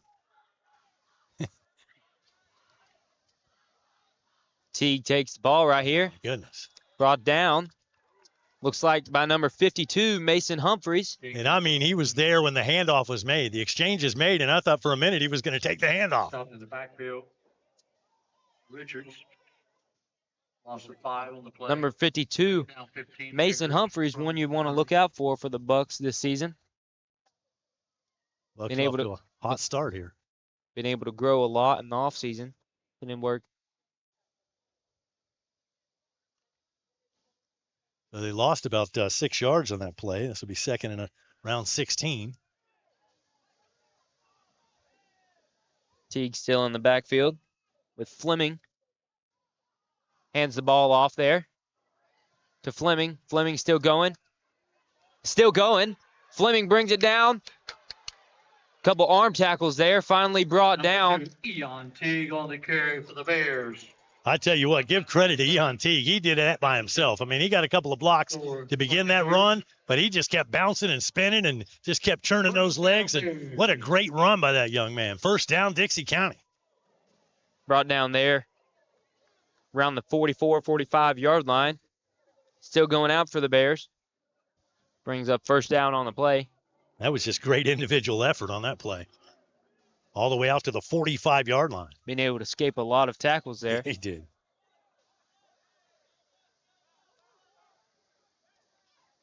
Teague, ball hits the ground, cuts back. Brought down, trying to be brought down. Finally brought down there by a crew of Buccaneers. And the quarterback that time did all he could. I mean, he was lucky just to get the handle on that one because the ball was on the ground. It was a bad snap from center. But he was able to pick it up. And as soon as he did, there were about $13 in his face. So didn't have a whole lot of time there to create a play. Under 4 minutes to go here. Opening quarter, Bucks up by 20.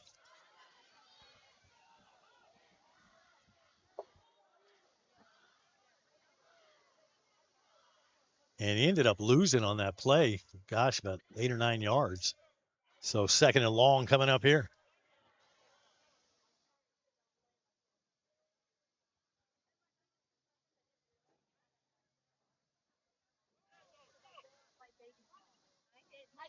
Bucks line up on defense. They've got 4 at the line of scrimmage.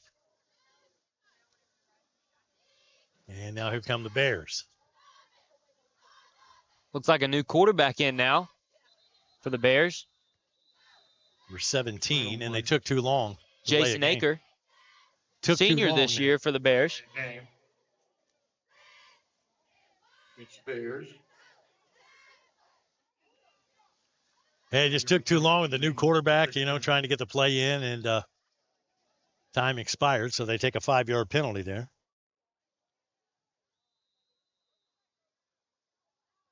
Moves them back. On the 30. Closer to 30-yard line there, yeah. Third and about 23, I'm guessing. Jason Aker take the snap, hands it off. Number 3 there. Kenzie Thomas. Looks like brought down around the 36. Third down Bears. That'll bring up third down for the Bears.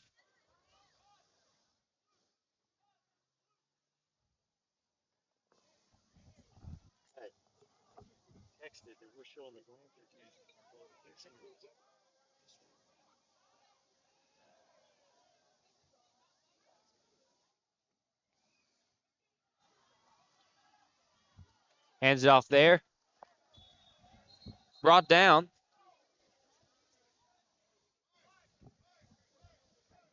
Thomas on the carry for the Bears.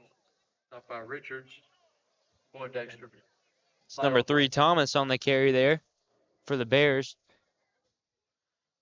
And brought down by Vernon Richards, number 3 there for your Bucks. Middle linebacker. Guy that shows a lot of potential there for the Bucks.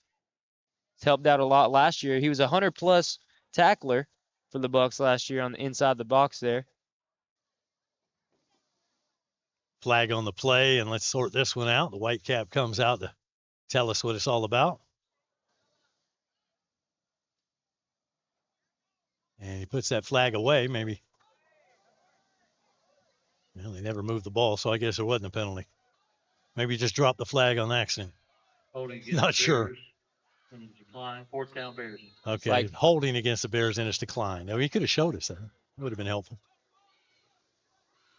It's like a hurt bear walking off the field there. Coach helped him out, able to limp off the field. It's like you're going to punt this time. Back to punt. Punt's off.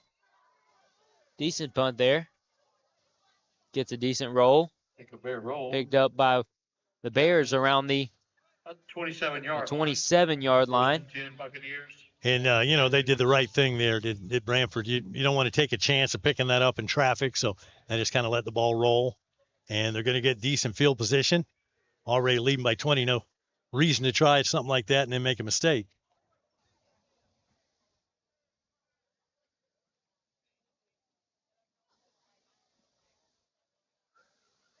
Bucks coming back out. Coach walks out on the field. Coach Clark here. 8th, 9th year in the program.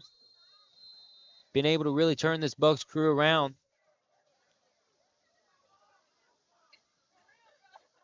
A lot of guys seeming to buy into the program here. Looks like there's a tight bunch to the right for the Bucks. Direct snap to number 6. T.C. Smith as he spins around. Dancing around. Smith on the carry. Stopped by a host of Bears. So they run the Wildcat that time. Direct snap. Going to the running back. And Bears did a pretty good job, though, of keeping that to a short gain. Picked up 4 or 5.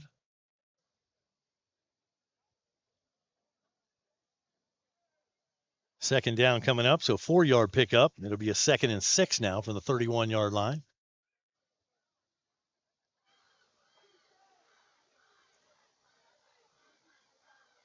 Bruce Boyd. Back looking over the front, and he hands it to Madison near side. Got a big hole. Madison across the 50 to the 45. He's to the 40. Only about one dog can run him down. We cut him back. We take him to the turf, but he'll get all the way down to the 19-yard line. And we got something going on out of bounds. Flags everywhere on the play, and tell you what, we got caught in a blitz again inside, and Madison able to get around it, and we're going to wait and see when these referees sort out all this. We're going to have a lot of extracurricular. I know that their guy carried the block all the way on Moses, all the way off into almost to the track. And then one of their helmets lost, or the players lost a helmet on the near side, but I couldn't see through the window. Yeah. On that side of the field. See what happens. And like in football, you see the guy, he loses his helmet, then he's the one that goes at the guy with the helmet. I've never understood that. That's not a good decision in my opinion. Oh no, we always fought with our helmets on. That's what I would do. So while they're hashing this out, follow Suwannee County football all season long. Like and subscribe to the channel and catch all the action. And right now, all my texts that I'm getting are saying of just not Bulldog football, but of Buccaneer football and Bulldog football, exclusively here on River Country Sports. I think they're having some technical difficulty with the feeds, and they're switching over, and everybody's yelling at me, but I can't do anything about it. Well, that's our sister stream. So if there's such a thing, I'll just come up with anything. Now, it will be against the Crusaders. I was wondering if this was going to be all setting penalties, but it appears that it's not. So it was that block that took Moses almost to the track. Yeah, I'm not sure if it was the block or the fact that after he got the block, he jumped up with his helmet off, ran back onto the field at him. But nonetheless, big 15-yard penalty. And with 1:45 left to go here in the quarter, in the half, actually, we got to keep him out of the end zone. Yeah, and that's just what the doggy ordered because we needed to take that great play away from him. Single back in the backfield. Hawkins will be the quarterback. Madison to his right. He's looking way down the field. Wide open receiver. No, he throws it right to Fryer. Fryer picks it right around the 19 and falls forward to the 21, and the Dogs got it going the other way. Yeah, 1 minute, 38 seconds left to go, and we got another chance life to hopefully try to get some points put on the board. Well, that was a great takeaway right there, and just what the doggy ordered, and at the right time, right here before the half. 1:38 to go before the end of the first half. We still trail by 14. BK leads it 21-7 over the Dogs. Dogs are huddled up on the far sideline. And I don't think we do have a timeout, so we'll see. Well, it shows we got one left on the Okay. play. I'm curious to see just how aggressive we are here. Dogs up to the line of scrimmage. Bishop Kenny digging in on the other side. They're in a four-man front. Shotgun formation for Sykes. Single back in the backfield. That's old Lou Jack. And we'll hand it Lou Jack right side. And then BK Crusaders grab us as we reach the 21-yard line, maybe the 21.5 or 22. Well, I guess that answers that question on how aggressive we're going to be. I guess we're going to try a little delay there and see if we pick up some chunk yardage. We do not. Second and maybe 9 3/4. Shotgun formation once again, still looking at that four-man front. Here's a snap, looking down the football field, looking for an out pattern, far side. Fire makes the catch and tries to get to the sideline, but can't do it. The defensive back, and I can't tell if the ball went incomplete or what happened. Well, I'm not sure either, but when we have forward progress, that's the second time tonight. The first time, they actually awarded them the turnover. This time, whistle is not blowing very quickly after the play, and they swatted away, but officials on this one. But a big first down for Swan. First and 10 Dogs from right around the 33-yard line. Same set, two receivers near side, two to the far side, single back in the backfield, and it'll be old Thomas Sykes in the gun. Sykes looking down the field, scrambles to his right, scrambling to his right hand. He'll get out of bounds on the far sideline. Yeah, saves a little bit of precious clock time getting out of bounds, saving that timeout. Had Moses over there on the right side breaking free, but unable to see him downfield. Moses got a great deal of speed, so if he can break into the open, almost had that 6 points. And from our vantage point on that one, we couldn't tell if the ball got knocked away or what exactly happened in the far end zone. Yeah, he either got distracted last second or it got knocked away. Couldn't tell. We're in the dog set, two receivers either side. Here's a snap. Sykes looking, lot of time, throws it down the field. Wide open receiver is Fryer. He'll take it across the 50 and step out of bounds. Yeah, that's Moses, I It is believe, Moses. right there with the catch. And he just sits down right about the 50-yard line. Sykes surveys the field, goes through his progressions very nicely, and finds him sitting there for a big first down. And we're moving the chains with 36 seconds left to go.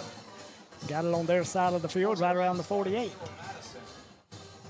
First and 10 Dogs from there. O-line giving them good protection, pass protection. Good protection that time. Maybe BK was in a little prevent. This time they'll bring a blitz. Sykes looking, throws it to the far sideline once again, and it'll be incomplete. Very much so. They do bring pressure up the middle and disrupt some of the timing of that play. Bishop Kenny decides to take a timeout. Timeout, Crusaders. And big shout out to First Federal Bank, your trusted local bank since 1962. Wow.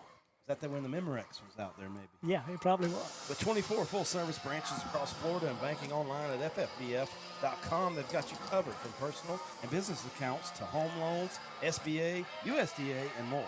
First Federal Bank, focused on you, an equal housing lender and member FDIC. It's good with First Federal. I think I've been with them about all my life, that hometown bank. That's right, same here. They can put some extra money in our account.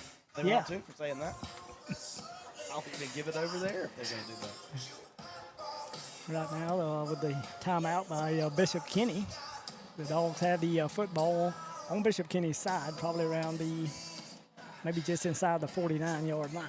Can't state enough the picturesque backdrop here of this stadium, but I tell you what, it's picturesque, but it is hot, H-O-T hot. And I can't imagine being down there on that field and all them pants running around. I don't think I could do it. Well, there was supposed to be a southeast breeze of about 10 miles an hour, and you can't feel it up here. I'm looking at that flag, and it's laying dead calm down there in that north end zone. I might could catch something on the top water lure. Absolutely. Calm as it is. Should have brought our poles. And a Booger Man bait. Shameless plug on the Booger Man bait. Dogs up to the line of scrimmage. Twin receiver set. Sykes looking, tries to throw it across the middle, but it'll be incomplete. Yeah, not really decisive that time. Sykes under duress nonetheless, and kind of doesn't get his feet set goes to the middle of the field a little bit late. Falls incomplete, brings up a third down. Dogs have less than a minute to see if they can work it down the field for some kind of score. Bishop Kenny's got a lot of defensive backs in there, and they're backed off the line of scrimmage. They are. They're going to go probably with a 3-man front. Suwannee up to the line of scrimmage. We'll have a single receiver to the near side. That'll be number 5, old Bubba Lovett. Then we got a short slot inside of him. That's Cherry. 2 receivers, far side. Shotgun formation, single back in the backfield. Here's the snap, and it's going to be Sykes. Looking. A lot of pressure. Steps out of the pressure. Throws it in. It's complete on the far sideline. And once again, that might have been a 0. Yeah, and he had to elude a defender and then get open. Caught the pass. Good pass by Sykes under duress as he rolls to his right, but a huge first down. Keeps our hopes alive with just 17 seconds left to go in the half. Yeah, with him and Fryer being on the same side, and Fryer's 1-0, and we got a 0, and it's kind of tough. Yeah, it really is. Looking at the river and the lights. Dogs up to the line of scrimmage. Pretty much the same set. We're in the gun.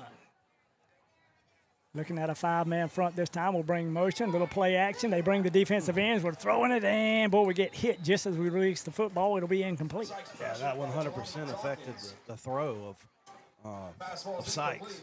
Second down now. 12 seconds left to go. See what the Dogs do here with the 12 seconds. If you have time, you probably want to try to put it in the end zone.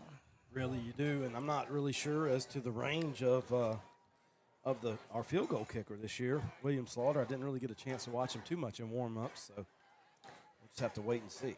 See if we can't get a 28-yard play and a old touchdown. Dogs up to the line of scrimmage, got a short slot, 2 receiver set far side. Sykes looking, throws out of the backfield, hits him on stride down inside the 10, and he may have scored. He didn't even go out of bounds. Oh, my. I tell you what a play. Wow. And I'm talking about just a bullet right to who was that? I can't even tell the number. I couldn't get his number on the far side of the field. Great pass by Sykes. Hits him in stride in a big 6 for Suwannee. Yeah, that was just a great throw, and he just walked down that sideline. He was so wide open, I thought maybe the play had got called dead or something because there was nobody within 20 yards of it. See who will attempt the extra point. It'll be number 26, Slaughter. For a high snap, get it on the tee. It's kicked and end over end, and it's no good. Went a little bit wide left. Yeah, that snap kind of doomed the attempt, kind of threw off the rhythm of old. That's old Bill. That's old Bill Slaughter. You know Bill. Oh, yeah. Old Wiley Bill. I remember him since he was a little fella. Good golfer, too. That one, though, wide left. I need to get the number of that dog that made the reception because I will miss something. That was number 29 for Suwannee on the reception, and that was listed as Anthony Wilson, but they call him Anton half the time. Anton, I like it. Sounds better than Anthony any day. Wow, what an answer. We had the ball come away from us, kind of maybe a little bit rudely taken, maybe not even the right way. Maybe they got lucky. They're marching down the field. Coy comes up with a big INT, and then Suwannee marches it down the field via the pass, and that's big. That's moxie right there by your O-linemen, your receivers, and then that senior quarterback stepping up, keeping us in this football game. Yeah, and we got some receivers, and we can throw the football. We have time to throw it. Yeah. We'll get things underway. And like I said, Sykes had a great year last year. Looking forward to another one this year. The Dogs right now, we got to kick it off. Only 5 seconds left before the half. We trail 21-13. Yeah, and you wonder if you just don't squib this or be interested to see what we do. Looks like that's going to be old Bill William Slaughter out there again, 26. He'll tee it up at the 40-yard line. Bishop Kenny kind of sniffing that out the way they're set up. We'll do a little pooch kick, and it's going to hit right in the middle of the field. One of their guys gets over there in a hurry, and he'll down it or fall on it right around the 35. Somehow all that took 1 second. 1 second. Mercy. Tristan Lakovich. So Bishop Kenny First and 10, around 35 will have one play to see what they can do with it. I mean, they got receivers to air it out. We'll see if they stay safe here and just give it to Madison. If he's even in there, they might just go with a 4 or 5 wide receiver set. And do believe Suwannee should get the football to start the second half. So, barring a unforeseen miracle here, we should get back-to-back possessions. Little play action to Madison, end around. We almost got it in the backfield. Just didn't see the football. Number 20 with the carry. He'll get up to the 39, and that'll run out the time here in the first half of this Kickoff Classic. Yeah, they tried to get cute there, and we almost made them pay for it. But Suwannee with a little bit of moxie, showing a little bit of grit, a little bit of guts, coming back, fighting punch for punch with this very good Bishop Kenny team. Yeah, awesome way to end the half, us scoring a touchdown. Didn't get the extra point, but we'll get it later. And I tell you, what a great first half of football. It really is. It's been a good football game so far. Suwannee kind of making adjustments. You can see as the half, progressed. Formidable opponent. Probably just what we really need for a preseason kind of a warm-up game before the gauntlet of the season begins, because it doesn't get much easier next week. It sure doesn't. When I think the Columbia County Tigers are next up. They will be the next opponent, and we'll see if we can't get that old Oaken bucket. That's the end of the first half. Dogs trail 21-13, and we'll take a big old break here on River Country Sports. Somebody say, oh, my. Oh, my. It's a bit of a road trip tonight as the Dogs travel to Jacksonville to take on the Bishop Kenny Crusaders. Make Live Oak Jewelry your one-stop jewelry source. For rings, bracelets, gold chains, and earrings, you'll find it all at Live Oak Jewelry. We're also your source for loose or mounted, natural or lab. Depth. I mean, that really hurts, especially, with this level of football with a lot of guys going both ways. Now you've lost not only an offensive player, you may have lost a defensive player and special teams player. I mean, as we've seen, Teague just went in there on the defensive side of the ball. They're playing safety. Looks like as the Bears took a moment, went to a word in prayer with the coaches and the players and the cheerleaders as the Bucks get ready to kick it back off. Back into your second quarter. 9:32 remaining on the board. Bucks 26, Bears 0. Suwannee behind Bishop Kenny 21-13 in Jacksonville on this Kickoff Classic night. Lopez back for the kick. Kicks it off. Whistle blown here. Flag on the flag. We had a flag. Must have been an offsides call, be my guess. Offsides or procedure. Because that flag went down right at the 40-yard line where the Buccaneers kicked from.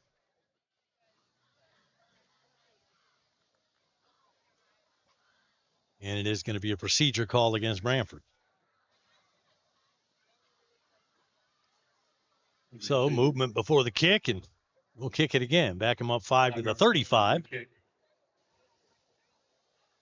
See if Lopez can get a little deeper kick this time. That's number 6, Harshly, in the back to receive the kick. Lopez tees it up to the 35. Ball teed up there at the 45 for the Bucks. So Lopez kicks it off. Deep center. Harshly to receive the kick, and he muffs it. It's brought down. Brought down there. Looks like by number 11, Blake Pilkington for the Bucks. And you got to give credit to number 2. He bobbled that ball a couple of times, but he did finally find the handle and was able to maintain possession and advance the ball out to around the 25-yard line. So Dixie County could use something positive to happen here. 9:24 to play second quarter. They're down 26-0, but they have a new opportunity here as the Bears will take over at their own 25-yard line.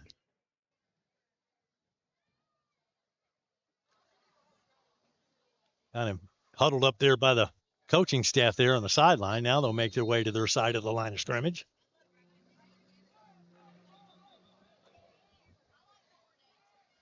It looks like 17 at quarterback now. That's Jason Aker, the senior there for the Bears. Back at quarterback in the shotgun position.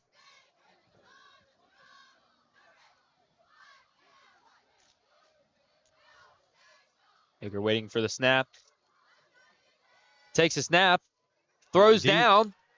Throws down, and it's caught. Caught by number 6, but he's brought down. That's James Harsley. Pass complete. That's the biggest play for Dixie County tonight, man. That was great. Had that receiver streaking down there, had one-on-one coverage. The quarterback put that. He got just enough protection back there, gave him time to find his receiver, and they put it down in a perfect spot. Makes the catch in a big gain, Dixie County. May have been what the Bears needed to get something turned around. And really going to challenge the Branford defense. They'd like to leave that goose egg up there on the other end of the scoreboard, so the Bucs don't have to tighten the screws defensively. Let's see if Dixie County can take advantage of the momentum here. Brings up good field position for the Bears. First down. About a 50-yard gain there. Nice pass and throw there from Akers to Harsley. Takes the snap. Runs around 17. Akers brought down.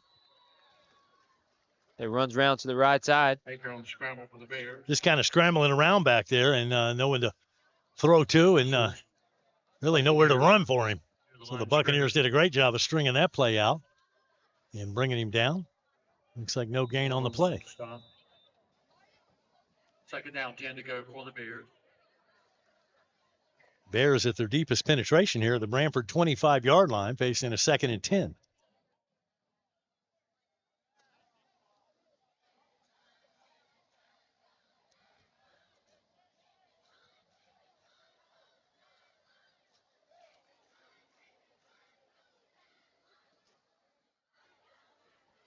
Bears still in the huddle there.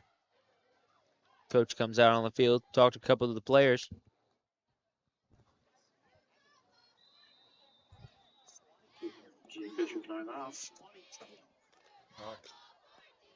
I have some in the truck, but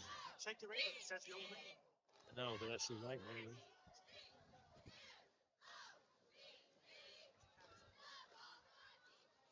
Looks like bad snap. Bad snap there to Teague. Dancing around. Brought down by a crew of Buccaneers. And, you know, there's not much you can do when the bad snap disrupts the play like that. And, you know, the defense sees that, and they're coming, man, when that ball's on the ground. And just nothing for him to do. Teague did what he could scrambling around, but now they were in great shape there at the 25-yard line, but now going the wrong way with a 3rd and long coming up here. Back the Bears up. Timeout Bears. No, Wayne, we're seeing some lightning and clouds rolling in the area. I see that. And we're sitting in the stands, and I don't have any rain gear, and I'm praying it goes around us right now. I'd like to thank our sponsors, second quarter sponsors, Dixie County Property Appraiser Robbie Lee. Timeout on the field. 7:37 showing on the second quarter clock. Yeah, and not only that, we're sitting on metal bleachers. So sitting on metal bleachers, not very ideal here. No. Home Fencing, Dalton and Vernon Long. Ross City, Chief of Police, Jamie King. Probably should have set up at the Fair football. up at the top there, but they said there wasn't room. So I'm looking up there thinking, man, at least, yeah. Anyway, too late to worry about it now. But we really don't want to get the equipment wet, so.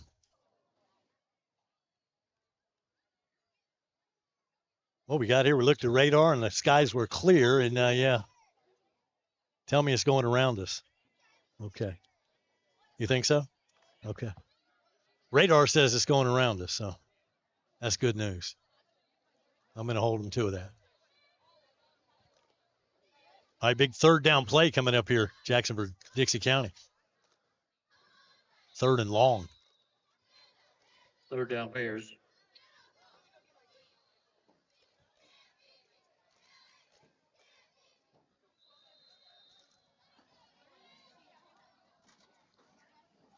Do what? Hear it. What? They can hear it. Okay. There's the pass, and going to be incomplete. Akers pass into fatigue. Number 2 incomplete. 4th down Bears. So to bring up a 4th down, and now let's see, interesting call coming up here for Dixie County. You know, they try to kick it away, kick it in the corner. They're going to go for it. They're on the Buck side of the field. They're about the 34-yard line, but a 4th, and I'm guessing around 19 here, 19 or 20 yards to go. And it looks like they're going to line up and try a long field goal, perhaps. Well, in high school football, if you don't make the field goal, as long as you get it to the end zone, then, the other team will take over at the 20. Don't get it to the end zone, it's a live ball. Looks like the Bucks have number 8, Trip Schultz, back there. Could be a fake. Field goal. No. Tries to kick it. Didn't have the distance. He didn't, and this guy could have been returned. But the flag before that went off, and it's going to go against Dixie County, and that's going to take that idea away from them. Illegal substitution. Second time they've been caught for that tonight. Main 4th down. So still 4th down, but now 4th and around 25. And I'm thinking they're probably going to punt here. Bears still switching out players here, on and off.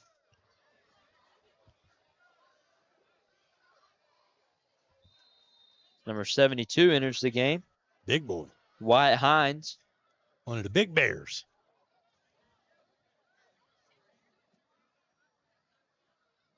Buccaneers got some big size over there, too. They look a little bigger than they have in the past. They've been hitting that weight room, eating at the galley.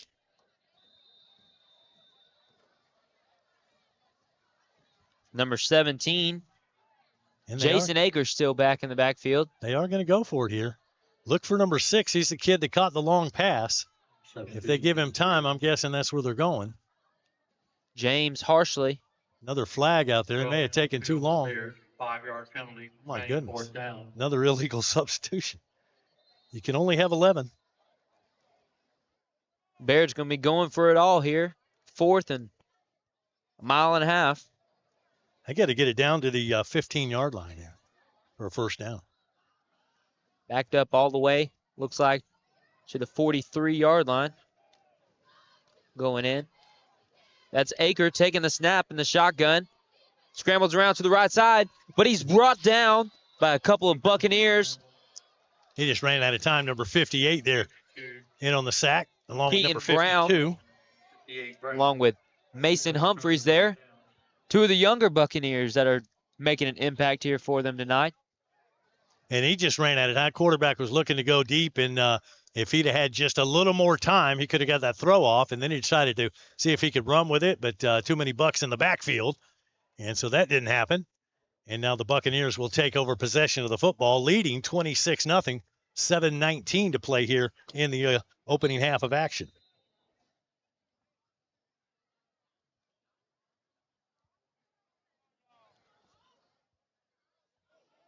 Buccaneers here take over the ball. Bringing up first down. 10 to go. Land back at quarterback in the shotgun position. Takes a snap. Flag thrown. Looked like some early movement there. Yeah, going to be a procedure call against Branford. The officials, remember, this is their first game, so they're working out some kinks. So kind of active here in this one. Stops the clock on the penalty. 7:16 to play, second quarter. A lot of flags being thrown here tonight. Sure Working through the second quarter here. False start against the Buccaneers. 5-yard penalty, remain first down. Now 1st and 15, and it'll back him up close to the 40-yard line.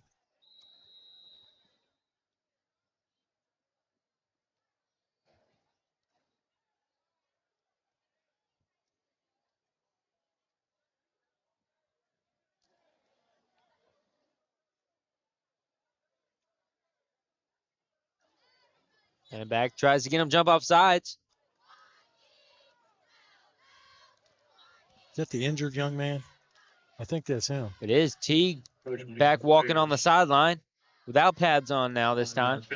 But that's great to see. He's back out there walking in his own power. Not going to play, obviously, tonight, but he's going to be okay.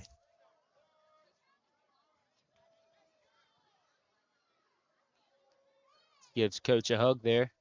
Right back to 1st and 10. Sure, Coach is glad to see him back walking. Land takes it, hands it off to James. James around the right side. James going down to the 50. Cuts back, and he's still going to the 45, to the 20. Goodness. Look out. And James still going all the way. Touchdown, Buccaneers. Can you believe that run? Oh, my God. James dancing all over the place there for the Buccaneers, adding 6 to the board. I thought he was going to go down. He cuts inside. He did a spin move. He got shook off a defender, used a straight arm, and next thing you know, into the promised land. Touchdown, Buccaneers. What a run. Good run there by Matuali James. No, James just now entering high school, freshman this year. You're kidding me. Man, he looks like he's been playing for a while there. Looked like a senior. That kid's got a promising future. My goodness, what a run. All right, Bucks in business here now, 32-0, 7 minutes to go. And getting ready for the extra point here.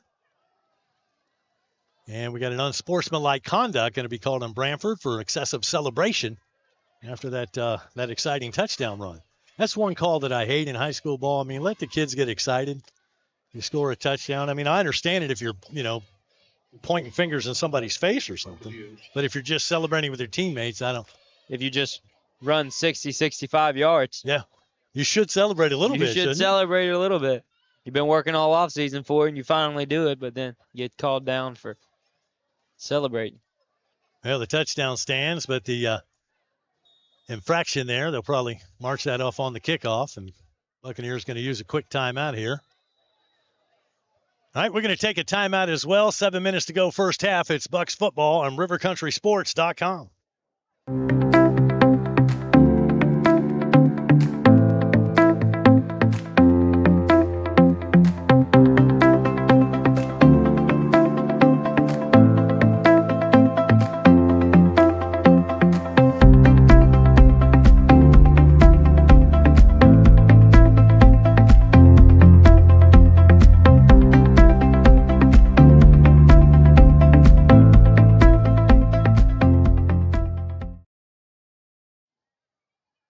And back here in Cross City, Bruce Boyette Stadium. Buccaneers ready for the extra point. They took a timeout before the PAT, leading 32-0. We've got lightning in the distance, but I've been assured that it's going to go around us. So that's good news. Let's hope it stays that way, as the rain wouldn't help anybody here. That sure wouldn't. Been pretty nice all day today around the surrounding area. If the Bucks get another score without letting Dixie County score, we're going to see a running clock in the second half. Coach will attempt a 2-point conversion. 2-point try. Hands it off there to Capella as he just walks in 28. on the right side of the conversion is snap. good. 7 minutes remaining. And, I mean, he just waltzed in there. Made it look easy. 34-0 now. Branford with the lead here in Cross City. I talked to the athletic director earlier in this week, and I was trying to get a roster, and at that point they hadn't passed out jerseys, so they didn't have a roster ready. And he warned me. He said it's probably going to be a rebuilding year for us. He said they've got a first-year coach, and they've last year they finished 3-7, but then they entered that tournament, the Florida Invitational tournament, and they went on a run, made it to the championship game where they fell short of the championship, but had a great run, 4 straight wins. And so all that momentum, but the coach last year stepped down, and now they're starting over again with a new coach and trying to get things rolling. But, you've got to, it's one thing, and we've watched this happen up in Hamilton County where, you change coaching staffs every year and the kids can't get any momentum going. You've got to get that, you've got to get people believing in the system. So you get a coach, you get your assistants, and you get kids to buy in and working toward one goal. If not, it's going to be a long year. Kids really buying into the program there. It's a big, important part. It is. And Dixie County's going to get there, but it's going to take some work. I remember last time I came down here, Coach Wilkerson was here, and they had things rolling back then. They were one of the powerhouses at their level in 1A. Even last year, the Bears taking on the Bucks here in the Kickoff Classic, beating them. Lopez with the kick, down to the left side, takes a bounce back this way. Oh, he's going to pick it up. He's going to cut back. That's number 5, Jaden Pate, finally taken down there around the 33-yard line. Stopped by number 10, Micah Bussey. First down, Bears. Pate did a great job that time picking that ball up and making something out of nothing there, and giving the Dixie County Bears decent field position with that return. Good job by Brantford on their special teams unit. So out to the 33-yard line, and that's where Dixie County will begin this drive. Dixie County could use some points here. They had a little bit of momentum on their last drive, had that long pass play, but then the drive stalled out, and penalties and mistakes started costing them. Bears walking back up to the line after breaking the huddle. Kind of settled in with number 17 here at quarterback. Akers looking to try to turn it around there for the Bears. Running back to the right, that's number 3. Hands it off there to the left side. Had a good running room there. A nice hole to run through. Thomas on the carry. Kenzie Thomas on the carry. And a big pickup there of about 8 yards. 42-yard line. Second down. Maybe 9. Give him 9 yards there. Second down 2. So good-looking run there, and that's a good way to get the drive started here for Dixie County. Second and short there for the Bears. So they're looking for the first down. All right, Buck showed a 5-man defensive front last time. Now they got 3. Now they're sneaking 2 more up here on the ends. So a 5-man front once again. Ball on the ground. In the backfield. Drops the ball, but picks it up and tries to make a tough run back up the middle of the field. And that just disrupts the play. The ball's rolling around, and the quarterback, all he can do is pick it up and try to scramble. I mean, you know, I don't know what the intention was on that play, but he did a great job just trying to make something happen. But they'll lose about 1.5 yards there. A lot of times with the ball dropping and falling on the ground like that, you really just got to make something out of nothing. Yeah, exactly. And, of course, and like I say, when the defense sees that, you're going to tee off. Everybody's coming at that point. For the Bears, what it really looked like is starting off the quarterback with Teague, more of a running style quarterback, but then with him going down being injured, you've got 17 Aker coming in, taking over. Looks like more of a passing style quarterback as you've seen him complete that catch. You can see he's a veteran and has been through the wars before. Lines up back in the shotgun position. Hands the ball off to the right side. Taken around to the right, but brought down. Too many bucks. Great snap. 7 tried to get that corner turn, but Buccaneers defense not allowing that to happen. Number 9, point extra for the Buccaneers. It's like maybe a loss of a couple there on the play. So they had a 2nd and 1, and now they're looking at a 4th and 5. We're on 43. And I'm guessing they're going to punt here. 38-yard line. That's on their own side of the field. And see what they elect to do. 17 looks like is also the punter. So, and late player checking in the field, number 78 comes up on that line. 17 Aker seems to be able to do it all there for the Bears as he punts it. Good punt there, received by number 8 Schultz. Bounces around to the outside, going to the right side, tries to get out to the outside, beats a man. Big return. Big return there for the Bucs. See if he can keep it going. Finally pushed out of bounds by the Bears. Good run by Schultz there. I mean, and that, you know, you punt the ball and you're thinking you can't go for it on your own side of the field. You might as well punt and play field position, but then you allow a return like that and return might as well have gone for it. Return of about looking close to 60 yards there, return. Great return, no question. 3:53 left to go here in the second quarter. 34-0. Brantford leading Dixie County. Timeout on the football field. And while we have a timeout, it is difficult to see across the field like that. Holding against the Bulldogs. The penalty is declined. Holding against the Bulldogs. All right.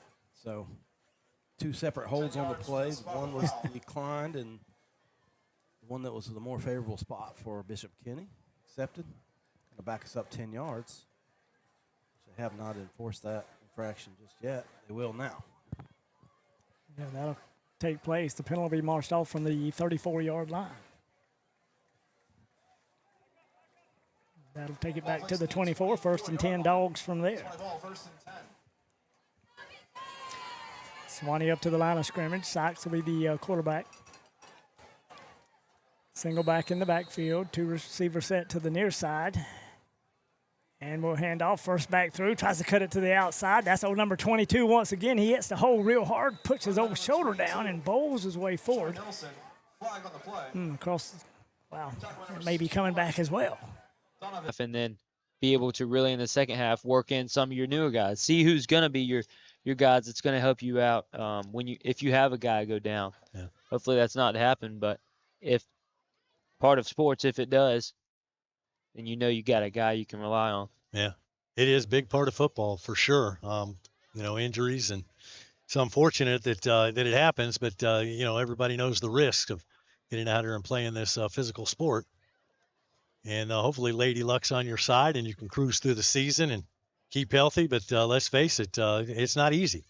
Football is a tough sport. These kids have been working. Both squads have been working through the summer heat, working in the weight room, doing everything they can to get ready for the year. And it's the teams that put in that extra work. When you have those volunteer practices when it's hot, and you'd rather go fishing, you'd rather do something fun. And those guys that get out there and get after it during the summer months makes the difference when you get into these type games. Right, that's a lot of stuff. I can't necessarily speak for the Bears, but that's a lot of things that we've seen out of the Bucks here over the summer. I know just the short time I was around, just seemed like great camaraderie, everybody kind of buying in. And we may have a delay coming up here. Looks like both teams are headed off the field. So we may have a weather delay is what I'm guessing. So a 30-minute weather delay. 30-minute weather delay. Okay, great. I actually spoke about it on the ride over. Was hoping not to see a weather delay take place, but that's one of those things that you run into in Florida. You just run into that weather. They could at least got us till halftime. That would have been nice. Yeah, I know that. The fans are telling me. There's nothing I can do about it. The officials made the call, and now we're going to have a delay of a half hour at least, as there is lightning in the distance. But according to radar, that's going around us, and so should not be a problem. But you never know about lightning. I mean, it could strike any time. So they're going to err on the side of caution.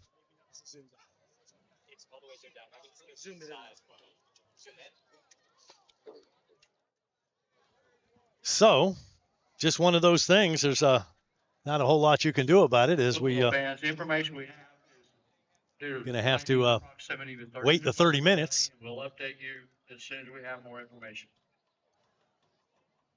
That never made sense to me, though. You got the delay and everybody's sitting here in the metal bleachers. Wow, the kids are off the field. I understand why they do it. I just would rather get the game in myself. So we're in a holding pattern here in Cross City. Guess nobody was able to tell the refs there on the field about the weather pattern going into trying to go around us there.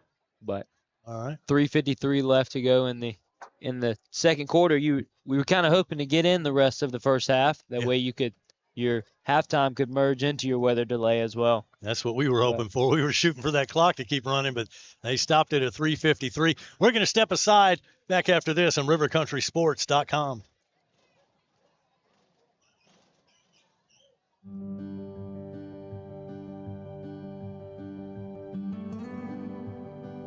You were there at the beginning. You stood behind me, guiding me through good times and bad, teaching me lessons I wouldn't appreciate until later,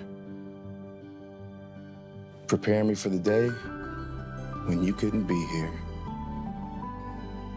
What you've given me, I'll carry wherever I go. And because of your planning, I know I'll go far. Set your family up for life. Southern Farm Bureau Life Insurance. Your friends for life. Farm Bureau Insurance, serving Florida for over 70 years. In Suwannee County, you'll find Farm Bureau in Branford and in Live Oak. In Branford on Drain Street, phone 935-1274. And in Live Oak on Dowling Avenue, call 362-1274. Real service, real people, Farm Bureau Insurance.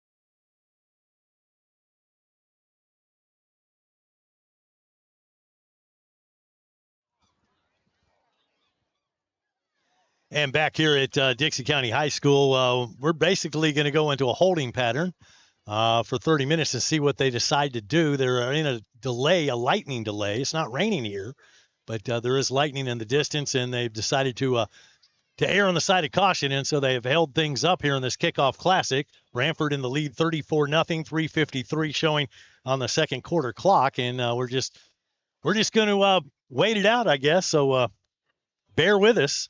We'll keep the stream going, but we're going to take a break and see what they decide to do. I'm going to go get the rain gear is what I'm going to do, just in case.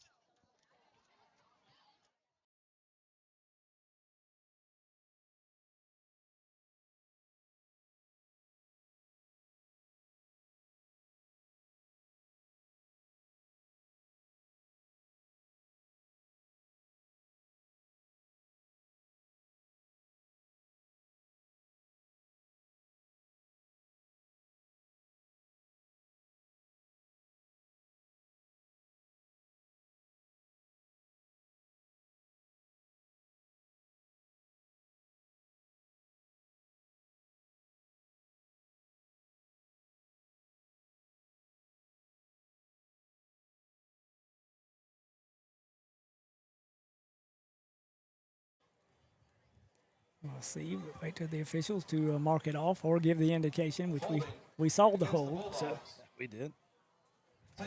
It wasn't one of them phantom calls we get every now and then. No, that one was legit. Follow Suwannee County football all season long. Like and subscribe to the channel and catch all the action of Buccaneer and Bulldog football exclusively here on River Country Sports. Go back Suwannee up all the way somewhere around the 47-yard line. That's a big one. Oh, yeah. Going to need about 20 yards for the first down. Two wide receiver set, little play action, and no, we hand it off to Nelson straight ahead. He gets met head on at the 50, fights his way to around the 49 3/4. There was a collision at midfield. I mean, a collision. Tough yardage there. Brings up third down and about 15. And they'll actually spot him right around the 50. Sticking out there tonight. Big third down call for the Dogs. See if we can pick them all up. Also may have the option of getting about 7 or 8 and then putting yourself in a position to maybe go for it on fourth down. We'll see. Shotgun formation for Sykes. Single back in the backfield. Here it is. No play action. Little shoulder roll. And, boy, he's going to get a sack attack right around the 45. Just had nobody to go to. We were covered on the far side. Yeah, just pressure came from all directions that time. Pocket collapses on Sykes. And we got some little extra activity out there. But Suwannee's going to trot off to the sideline. We're going to have to punt. Looks like this time number 29, Anthony Wilson, will do the kicking chores. He'll stand somewhere around the 32.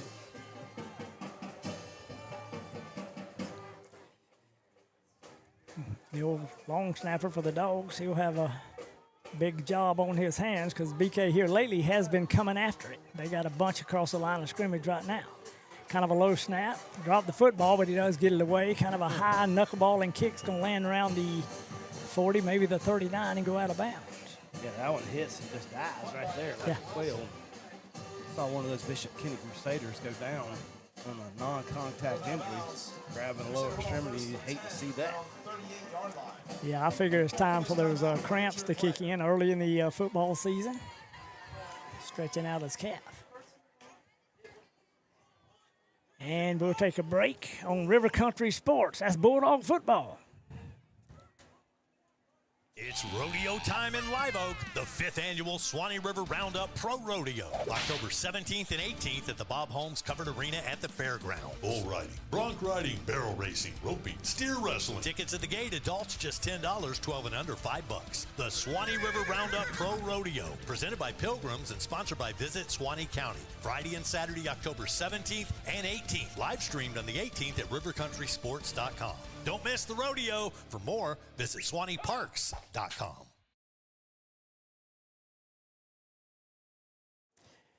Back here at Bishop Kenny Stadium, number 10 was the injured player, or I should say the player with cramps. They stretched them things out, and Thomas Strait will come off to the near sideline.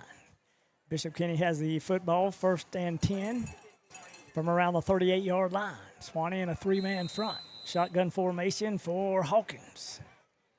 Single back in the backfield, two receivers on either side. Handoff, first back through, that's Madison. Cuts it to the right side, finds a big hole across the 40, up to the 45, and we miss him at the 50. Still on his feet, cuts across the field. He's at the 40, near side. Got two blockers in front of him, and Madison will pretty much walk into the end zone on the near sideline.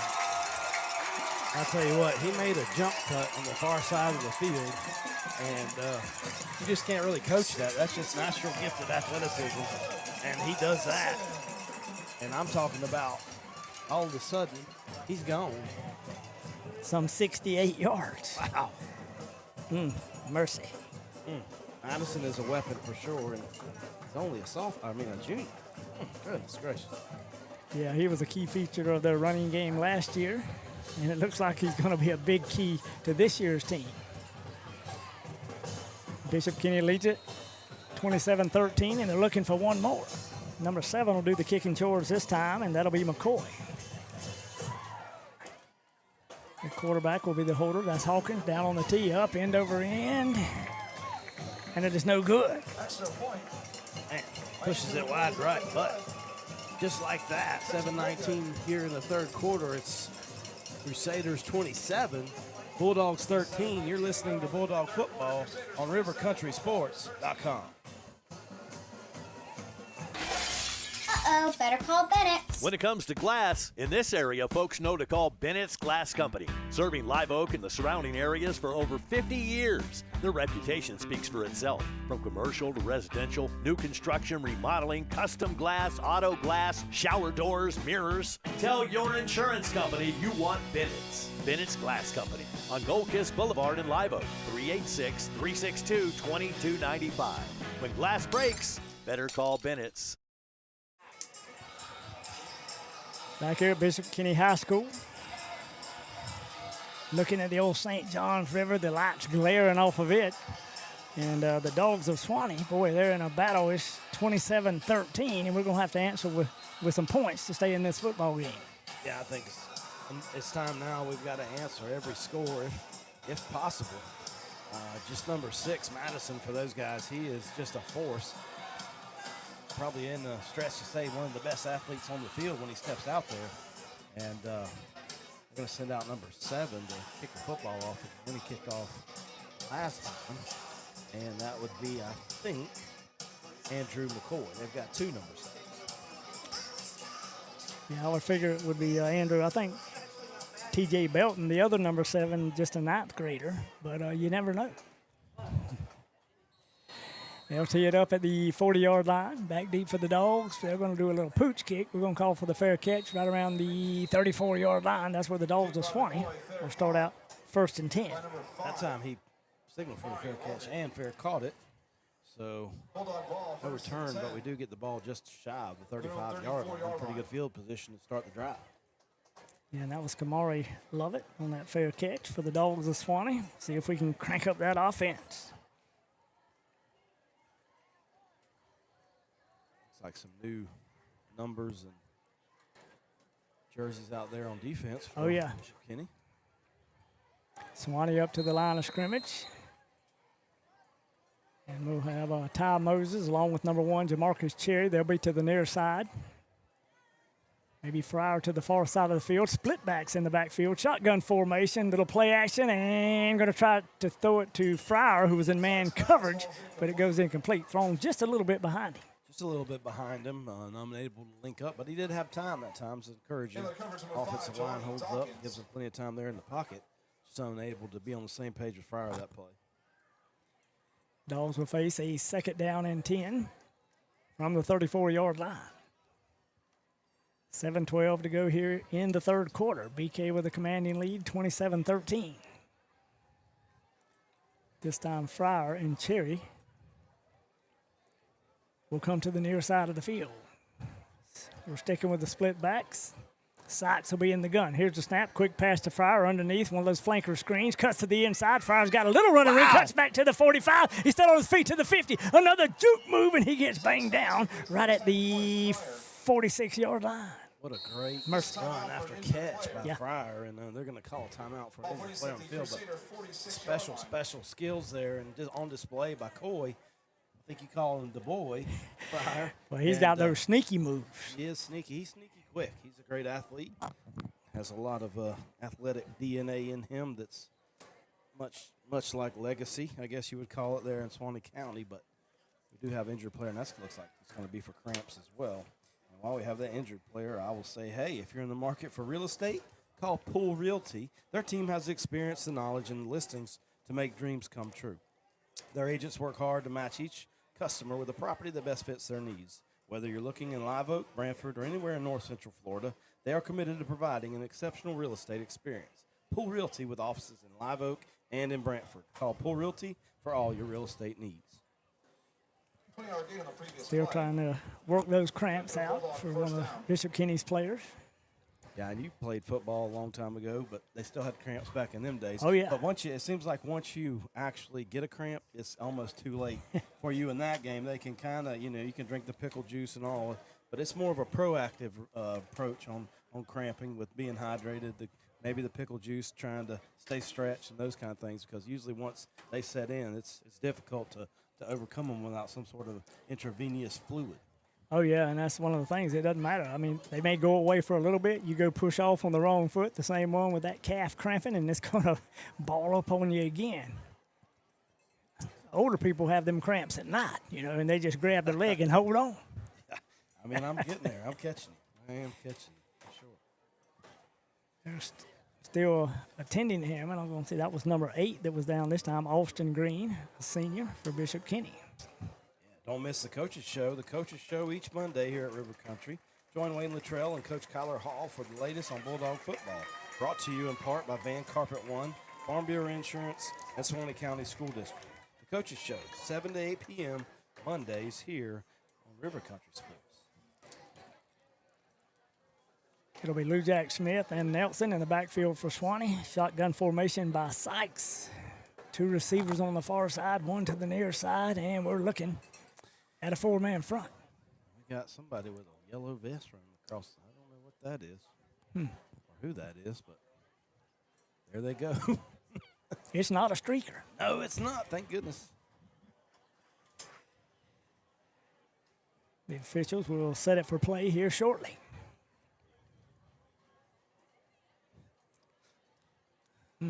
Maybe. And finally, he lets that hammer knocker roll. Shotgun formation.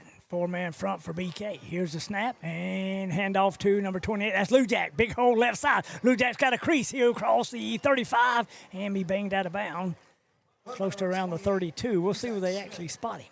Yeah, that was a nice run there by Lou Jack, and good blocking downfield by the Suwannee offensive line, and got a little something going with that double back split set.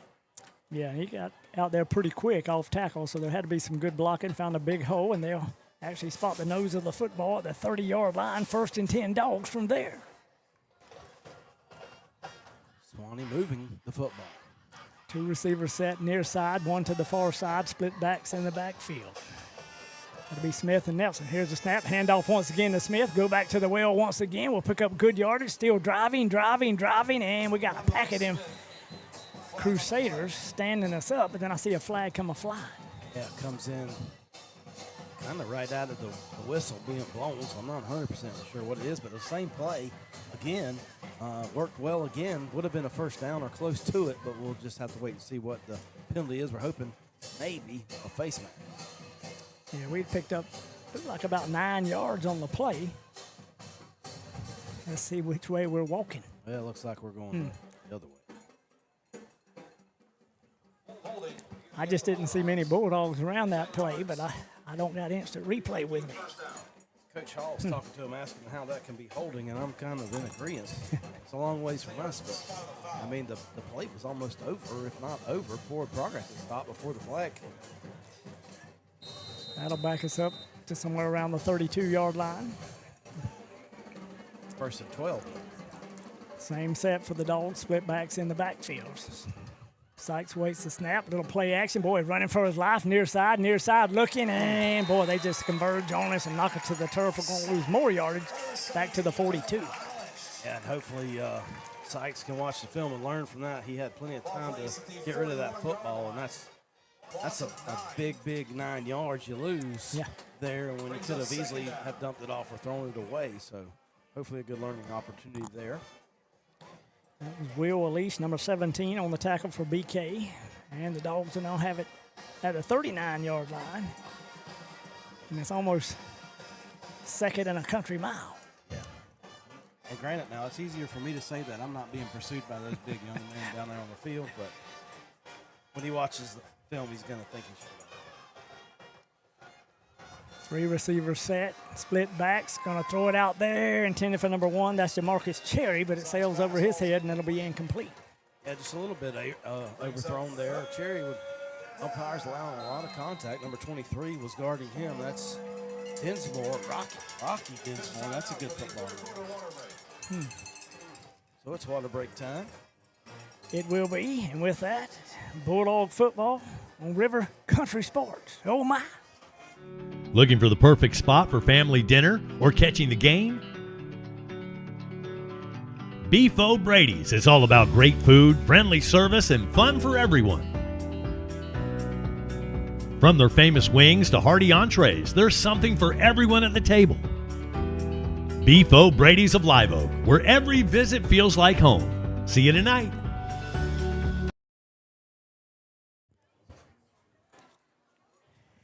Back here at Bishop Kenny High School where the Dogs of Suwannee trail 27-13, 5:17 to go here in the third quarter. And like I say, we're facing third in a country mile. Yeah, it is, and you know, you got a couple options. Try to short and maybe pick up 3 points, or just pick up some yardage if you're, content with trying to go for it. But penalties right now, a couple key penalties have really killed a couple drives. Yeah, I think the one holding penalty when we had picked up 9 yards, and it would have been maybe second down and 1. That one hurt us pretty badly and backed us up. And then we had to take a sack. Big third down situation for them old Dogs of Suwannee. Split backs in the backfield. That'll be Nelson along with Lou Jack. Shotgun formation for Sykes. Sykes looking down the field, and got a wide open JaMarcus Cherry. Wow. Cherry makes the catch on the far sideline. And somebody say, give that dog 6. Oh, my. Wow, what a beautiful throw and catch from Sykes to Cherry, but that's not going to happen without that offensive line picking up and double teaming. And I'll tell you what, that was just a well-executed play for Suwannee. And there's maybe going to go for 2, but what a great play for the Bulldogs. It was, and he was almost quarantined over there. I mean, he had like about a 3 yards on the defender. Just a great throw and a great catch, and the Dogs tack on 6 and see if we go for 2. It would make sense that we would. We'll wait and see. It looks like we're going to do that, but that's at the 5:04 mark. And looks like we're getting the play call from the far sideline. Sykes will be in there and see if we go from the gun or under center. The split backs that seem to work out pretty good. We'll see if we stick with that as well, and it looks like we will. Bishop Kenny all bunched up. We're taking a lot of time. Yeah, we are taking a lot of time. Split backs in the backfield. Got motion to the far side by Moses. We'll come back, throw to the other side, and we are wide open, and Fryer gets a 2-point conversion. I'm telling you, Sykes threw a strike. He threw a bullet fastball right there between the 1 and the 0. The defender slipped and turned and failed. Fryer just standing there ready to catch it, and a huge momentum shift in the football game. When we could have, kind of folded a little bit. We had another penalty, took a sack. Maybe he wanted back, made a great throw.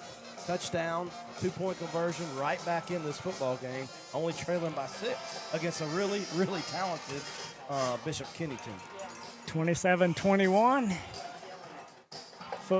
Dog football on River Country Sports. What's up, guys? Welcome to Van Carpet One. For 78 years, we've been your local family-owned and operated floor covering store, and we can't wait to serve you. Let's go check out some of the stuff we've got and say hey to the guys. Hey guys, this is Michael Van here at Van Carpet One. Wanted to show you our huge display of carpet. Got about 1,000 rolls for you that we can order. We also keep about 100 in stock that are on clearance, so please come down and give us a visit. We appreciate it. Come in and see the largest tile collection in North Florida. Van Carpet One has every tile you could possibly imagine. If you can't find it here, they don't make it. Guys, take a look at this. This is just some of our options in waterproof vinyl plank, where we have the largest selection anywhere around here, including over 70 pallets in stock, ready to go right now. Come in and see our fantastic selection of elegant hardwood too, followed up by fantastic service that you expect from a company like Van Carpet One. Come on in and see us. We can't wait to serve you. And that's a boom shakalaka. And the Dogs back here at Bishop Kenny High School after the big touchdown, 2-point conversion, 27-21 Crusaders. We tee it up at the 40, and boy, we put a big foot into it. BK will receive it right around the 10-yard line. Going down the far side of the field, they got a crease. See if we can make a tackle. Far side line, breaks it across the 40 up to the 45. We may have driven him out of bounds around the 47. Hard to tell what's the ball carrier and who's doing the blocking. Yeah, big jumble pile over there, but just a really nice return. And I really never got the number of that Crusader. I think it may have been, well, I'm not gonna, I thought it was maybe it was number 7, but I think it's actually number 6? That was number 6. Yeah, probably number 6. That would have been Madison. And for some reason, he's over on outside. Maybe the returner was hurt, or I'm not really sure what happened. I think we got an injured player over there on the Suwannee sideline. Looking to score big, Suwannee Graphics is your one-stop shop for all printing needs. See them blueprints, brochures, forms, books, banners, signs, hats, engraving, even pre-made gift items ready to buy. Call them today at 386-362-1848. Yeah, and that might have been Dawkins who was on that return on the far sideline, way across the field. May have been the shook-up player as well. I believe you're right. But Bishop Kenny will have great field position after the Suwannee score. They'll bring it all the way out to around the 47-yard line, 1st and 10. That old dog defense is going to need to hunker down. We need a takeaway. Shotgun formation for Hawkins. Single back in the backfield. 2 receivers set to either side. Handoff, first back through. Boy, that scat back runs through there, and he's got it off to the races. Right up the middle of the football field. Quick opener, and number 17, that is Alish, will go all the way for the score on the first play from scrimmage after they took the ball over. That one hurts. Just a handoff right up the middle, and he just literally scats through there, and we're unable to run him down, and just like that, they score again. Well, I think maybe the Dogs were thinking with Madison coming to the near sideline that they weren't going to do a quick opener. They were probably going to throw the football, but you can't think about that. You got to read your keys and keep that middle stout. Bishop Kenny will line up for the extra point attempt. Number 36, he'll do the kicking chores this time. Down on the tee. And, boy, we almost got in there and blocked it, but that joker was good. Somehow it got through our hands. I think it went right through him. Nonetheless, with 4:40 left to go in the third quarter, it's Crusaders 34, Bulldogs 21. You're listening to Bulldog Football on rivercountrysports.com. Hi, my name is Catherine Haney. My grandfather and my dad, Wes Haney, have been selling and servicing Chevrolets in the Suwannee Valley area since 1968. I'm here with my brothers, Weston and Jonathan. We want to tell you why Wes Haney Chevrolet is the best place to buy a car. At Wes Haney Chevrolet comes down to 2 things: low prices and excellent customer service. You are a part of the family just as much as we are. Your happiness is my dad's first priority. He will always fight to make sure you get the best deal and the best experience. My dad doesn't play games and he doesn't charge dealer fees, so we can always get you the best price. We have amazing incentives this month to put together a great deal on any Chevrolet car, truck, or SUV. The best built, longest lasting vehicles on the road. We guarantee a better deal and customer experience than you can get anywhere else. We would love to show you our beautiful selection of new and used vehicles. We are located in Live Oak, Florida on Highway 90 East. I can guarantee our dad will give you the best deal, and we are excited to earn your business. This is Wes Haney, and as always, no dealer fees, no games. Come see my team at Wes Haney Chevrolet.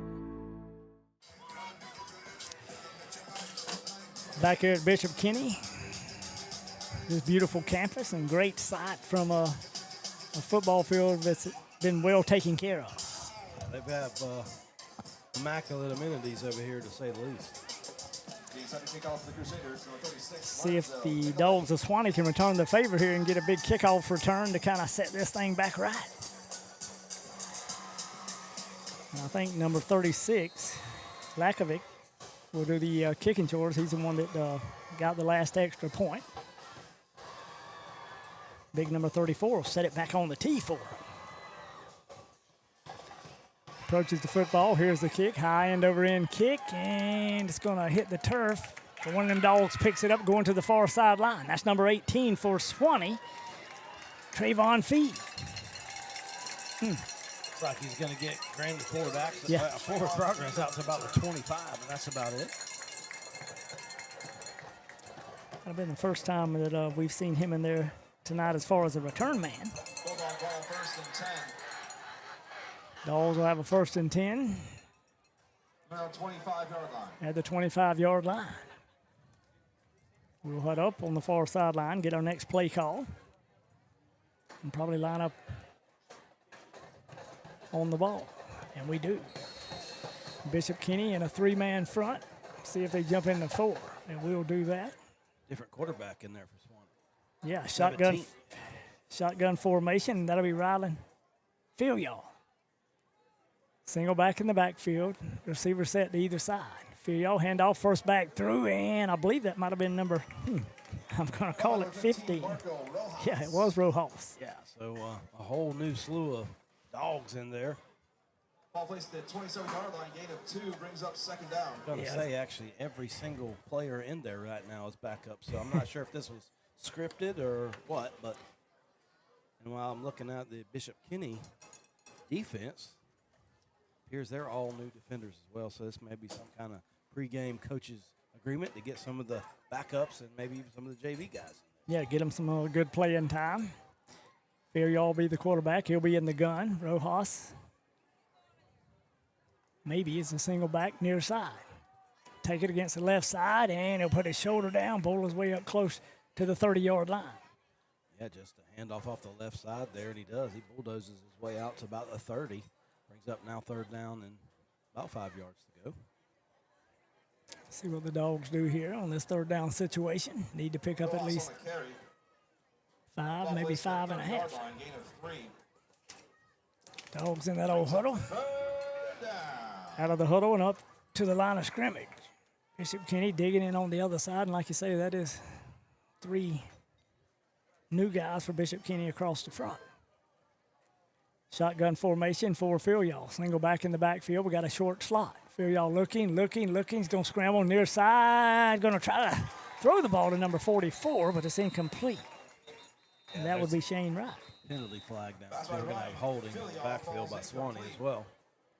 There's a flag on the play. Try to get some of these numbers and names given to you. I see number 34 in there for Suwannee, Lance Hart. Number 23, Ajari Williams. Yeah. Across the front, looks like number 64, Trenton Anderson. Number 65, Logan Myra. That penalty is declined. I think number 72, Kason Meeks. We just had a whole new set of Dogs. Yeah, it's a whole big deal, and they declined the penalty, so it's going to be 4th down and punt. Punting team will come out on 4th, and we'll call it about 5 yards for the 1st down. See which one's doing the kicking chores. See if it's Wilson or Slaughter. I'll see the number in just a second. Here's the snap. Handles the snap pretty well. End over end kick, and Bishop Kenny calls for the fair catch right around the 40-yard line. That's where they'll start out 1st and 10. Yeah, and I think even the offense coming out for Bishop Kenny is going to be new faces and new places, and we'll wait and see what happens for Suwannee on defense. But you get the sense and the feeling that both coaches have decided that they're going to go ahead and get some playing time in here in the preseason format, which is really what you want. Yeah, get them some of that on the field playing time. Got to see who the quarterback. I believe it'll be number 15 this time, and that is Aiden Smith. And hold everything. We have to call a timeout. I think we got plethora of Bulldogs on the field. Plethora being more than 11 in this case. Follow Suwannee County football all season long. Like and subscribe to the channel and catch all the action of Buccaneer and Bulldog football exclusively on River Country Sports. And while they're taking this time out, we'll go ahead and take one as well. You're listening to Bulldog football on rivercountrysports.com. Rapid Fiber Internet's locally owned and operated, powered by Suwannee Valley Electric Co-op. Our local employees are dedicated to providing a world-class customer experience to each of our Suwannee Valley Electric members. Make the switch today to Rapid Fiber Internet's 100% fiber to the home internet system. To learn more about Rapid Fiber Internet, visit rapid-fiber.com. Again, that's rapid-fiber.com or call 866-64-RAPID. Back here, Bishop Kenny has the football. Suwannee trails 34-21. The new quarterback will be Aiden Smith. He'll stand in the gun. Number 34 will be Sutter. East side car right. Hand off to Sutter. He'll come back to the near side. A couple of them dogs got him hemmed up right around the 40, and they'll bring him down to the turf right at the line of scrimmage. Yeah, including there's number 49, Dalton Lingblade. Number 53, Bryson Dunn. Number 40, that's Carson George. A bunch of new dogs out there. Bunch of new dogs and old eyes for me trying to see who they are. Well, you got a few ninth graders out there. Shotgun formation for Smith. Single back in the backfield. That'll be Sutter. 2 receiver set on either side.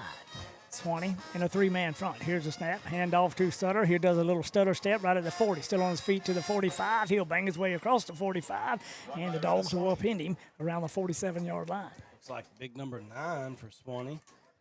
Kamari Thompson in there on the tackle. Ball plays the 47-yard line, gain of 6. Brings up a third down and about 3 for the Crusaders. Under 2 minutes to go here in the third quarter of the play here at Bishop Kenny. Still waiting on that wind that you said is supposed to be coming. It never happened. Ball set right around the 47-yard line. Shotgun formation for Smith. Single back will be Sutter. Little play action, quick pass to the outside. And, boy, the receiver just couldn't hang on to the football. It was intended for number 20, and that is Jaden Ransom. Yeah, Ransom tried to maybe make a cut and move, took his eyes off the football for a brief second, just enough to drop the football.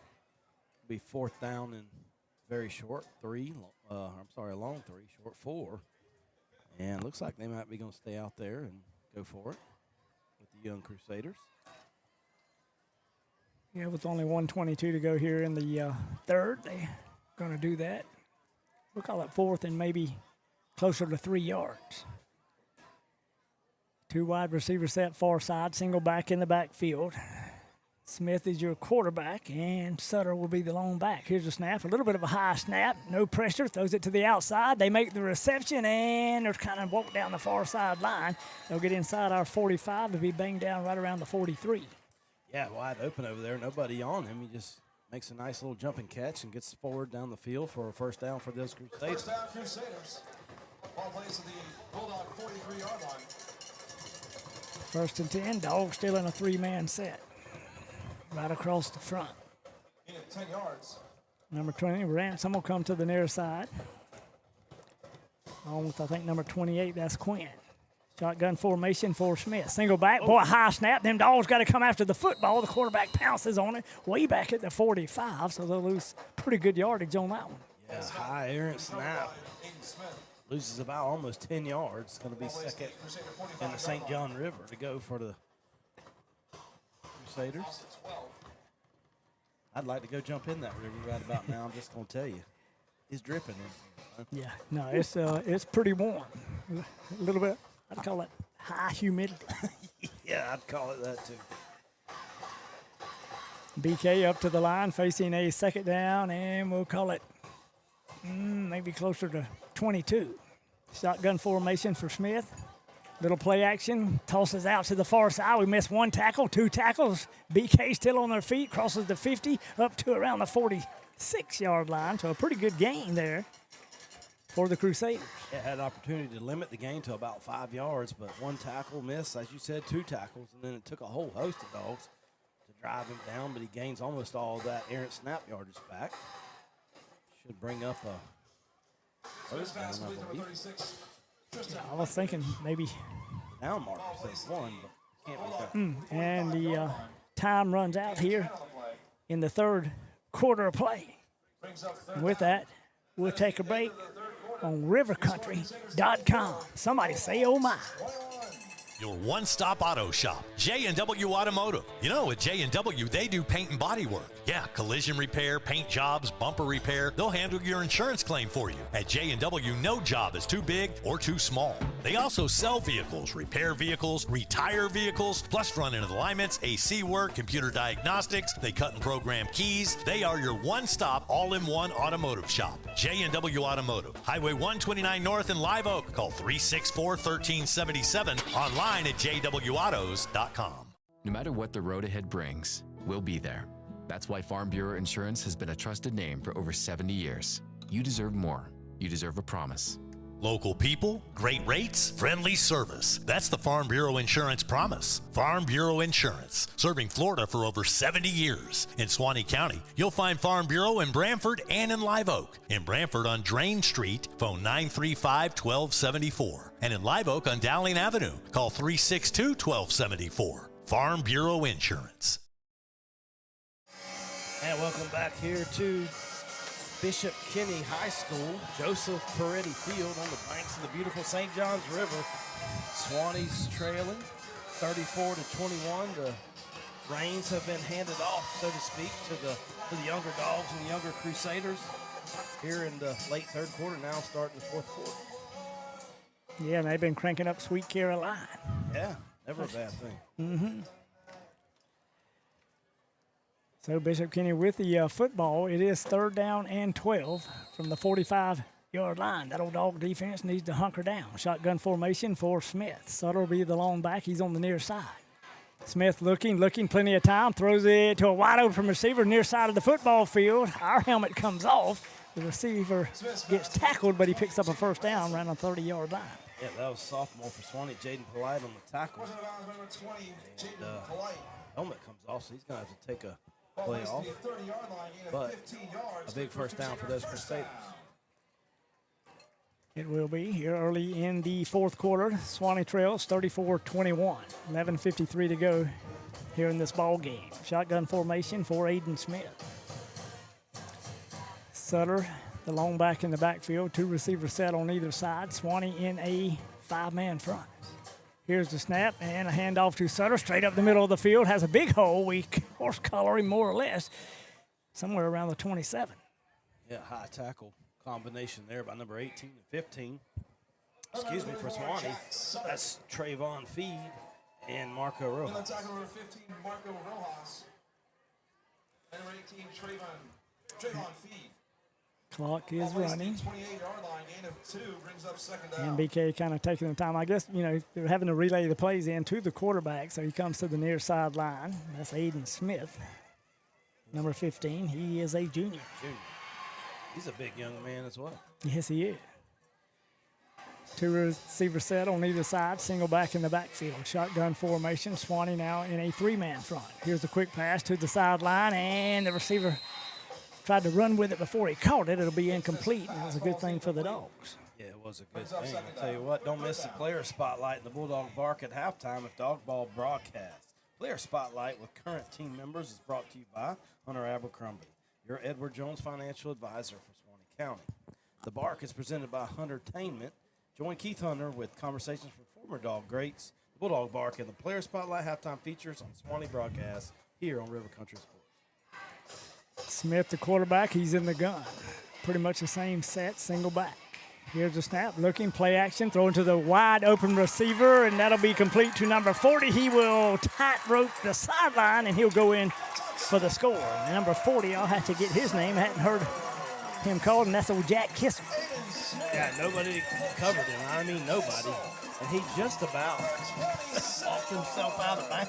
Yes, I think he didn't realize how wide open he was. And when he caught the football, saw the end zone, and tight roped his way down there and give the Crusaders 6 more.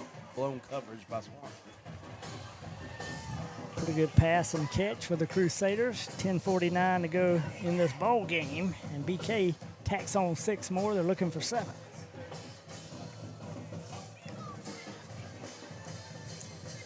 See if they go with the new kicker. I think earlier it was number 36, Lakovic.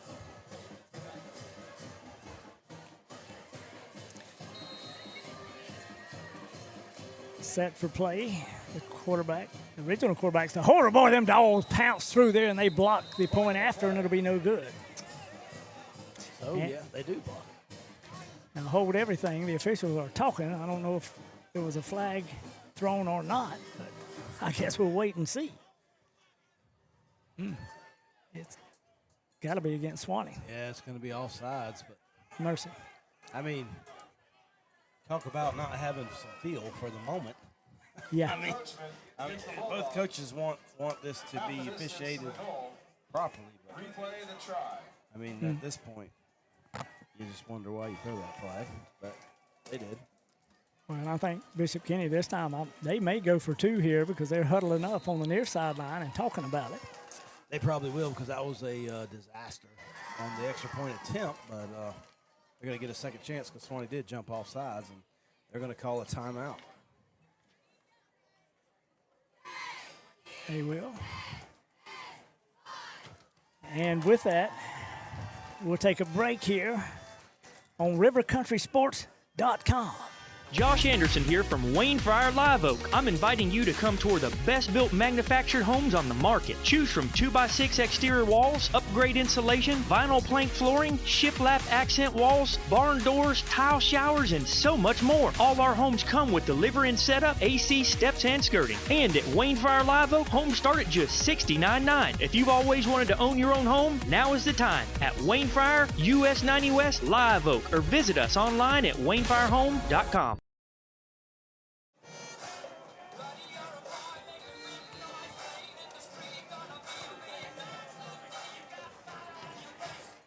Back here live at the old stadium, Bishop Kenny High School. Bishop Kenny with a commanding lead, and they will go for 2.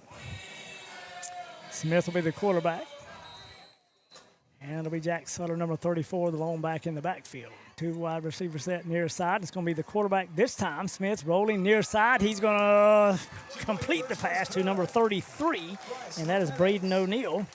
And they'll tack on the 2-point conversion. Yeah, and I think one of our young men just got a penalty flag thrown after the play. I'm not really sure what happened. Some people might watch that and say, why did they go for 2? Why are they throwing it? Because those guys want to, get experience in there, and they may come down to that at the end of the year because you don't know who's going to get hurt and what's going to progress. So these young guys are hungry to go out and make a play, and the coaches want to see what they can do in a game environment. So in a preseason game like this, you don't take that with any kind of disrespect. Oh no. And I'll assume the penalty will be assessed. I think it'll be on the kick. Yeah.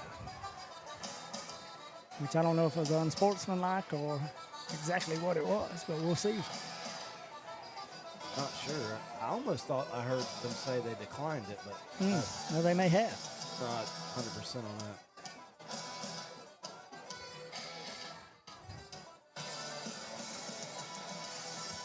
And what are we doing? I'm confused. I really am. Well, I think that Bishop Kenny was about to kick it off the wrong direction. Yes, they were. I'm pretty sure that's what was going to happen. I thought that was the penalty yardage that had been assessed, but no, they were going to kick it off the wrong direction. And like you say, they must have declined the penalty.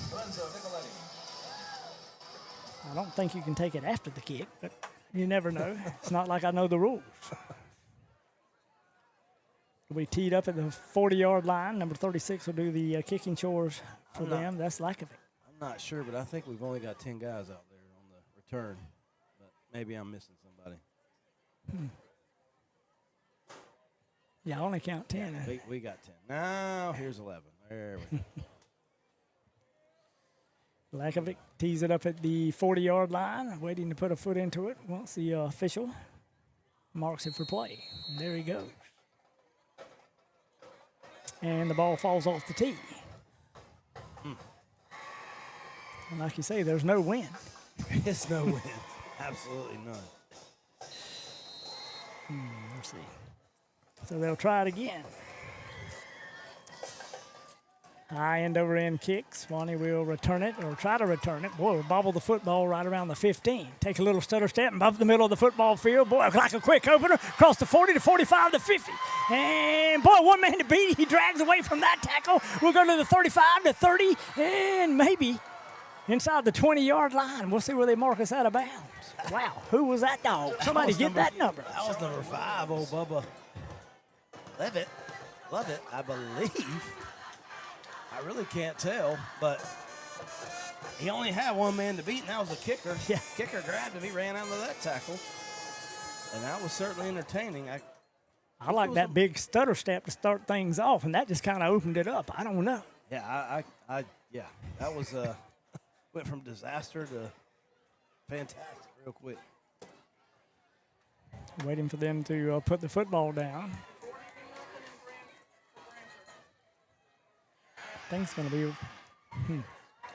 They take forever to Yeah, spot right. the football. Maybe it's right around the 19.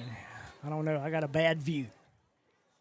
Shotgun formation. I think that's Phil Y'all that's still in there. Hand off first back through. Do a little stutter step. Big opener right up the middle of the football field. And them old dogs are knocking on the door. That was Trayvon Feed with a nice run. For Suwannee. Number 18. The game has slowed down or sped up or, or something here in this fourth quarter. It has not sped up. It has gone in reverse. Shotgun formation, handoff for first back through, gets turned around, spun around, and spun to the turf. And once again, that was Feed. Yeah, nice play made by Cason Sparacino, number 39 for those guys. Sparacino.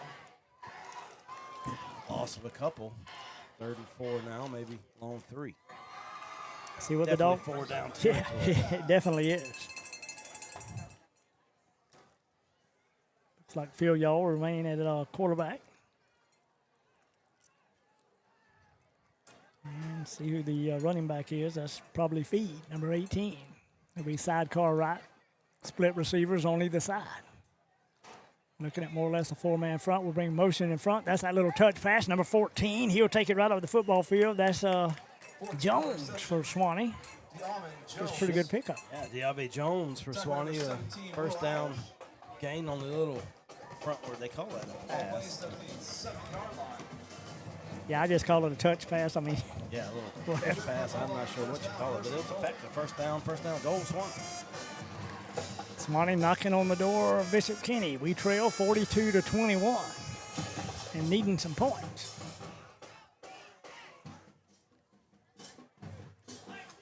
Once again, Phil Y'all be the quarterback, single back in the backfield. Hand off to number 18. That's Feed. Does a little stutter step, cuts back to the middle, and boy, he's got to be close. And finally, I think one of the officials says touchdown, Suwannee. Oh my! Yeah, he scores. Give him 6. The young dogs get it done. Gets the young Crusaders. Yeah, and that was number 18, Trayvon Feed. Pretty good. See. Looks like we may be going for 2 ourselves. Not 100% on that. That's at the 8:27 mark. And I think you're right. Does go to the sideline. That's right with Phil Y'all to get the play call, and Suwannee will go for 2 as well. Probably a good idea. Get some, see how that running game can do. Phil Y'all be the quarterback when they break the huddle.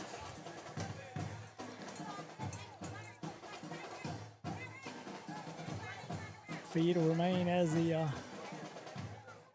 running back. Actually, that's number 7. Yeah, that's Phil Y'all still. will bring motion across and fill y'all with the swing pass intended for number 14 out of the backfield for Suwannee, and it goes incomplete. And that was Jones. So 2-point conversion is no good. With 8:27 left to go in the football game, Crusaders 42, Bulldogs 27. You're listening to Bulldog Football on rivercountrysports.com. In the heart of the red zone is where the game is won, and you need a dealership that knows about scoring big. At Roundtree Moore Ford, we've scored this area's largest selection of new and pre-owned inventory, and right now, we're scoring rates as low as 0%. It's time to get out of the stands and score big in the Roundtree Moore Ford red zone.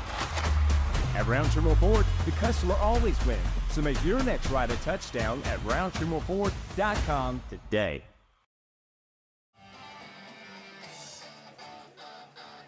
Back here live, boy, they are banging on the music. BK ahead 42-27, 8:27 to go here in this football game, the old Kickoff Classic. Mercy.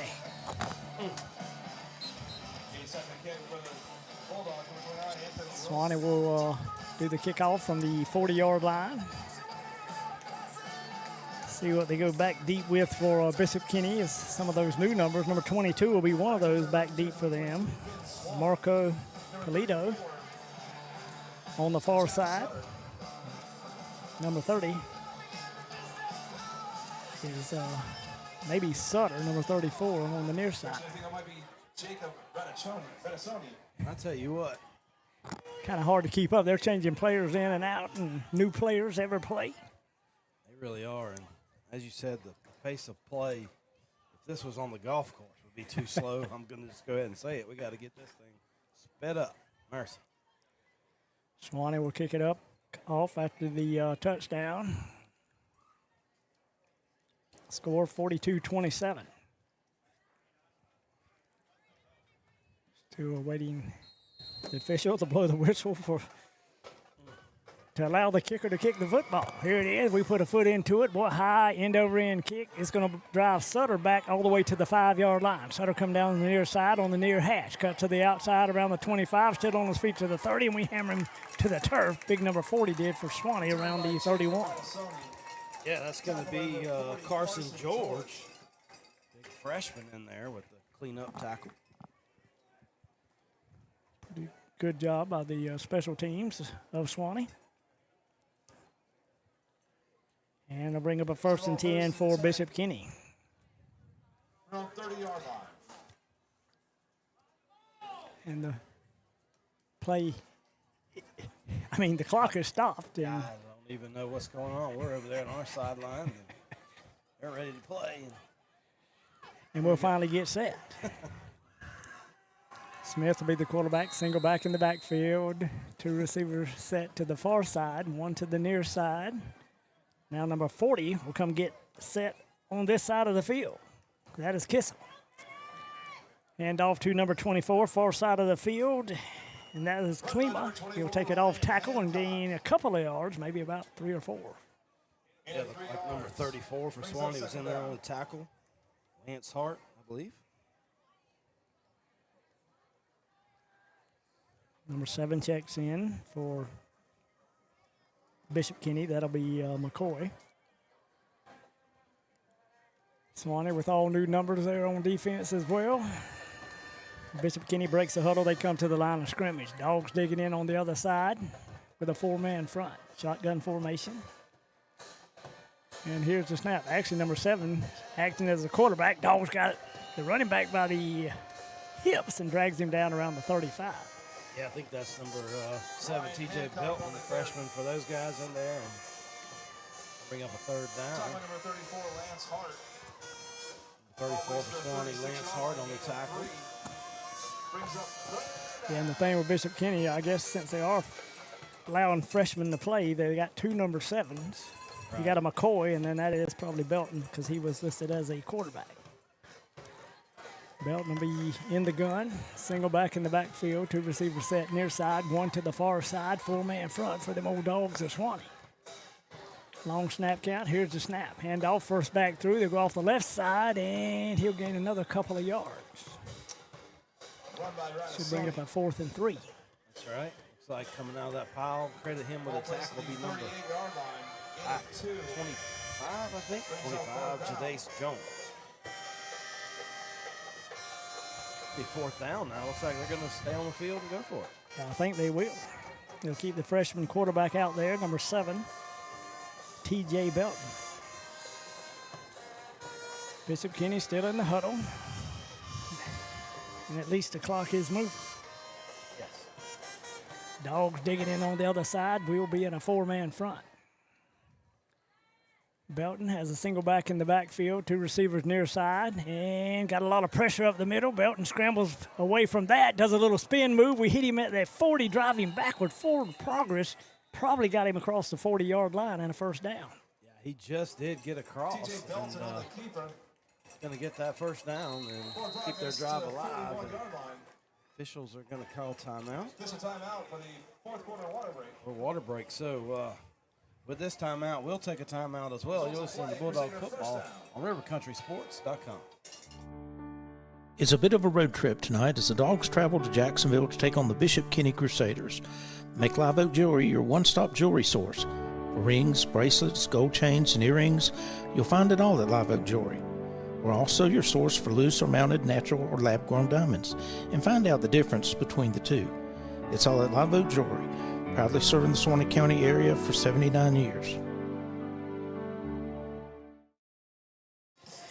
Back here at Bishop Kenny High School, they lead it 42-27, and mostly got a lot of 9th graders and 10th graders playing in this 4th quarter. Yeah, and they're getting snaps, they're getting time on the field, getting just valuable. You never know when an injury happens throughout the season.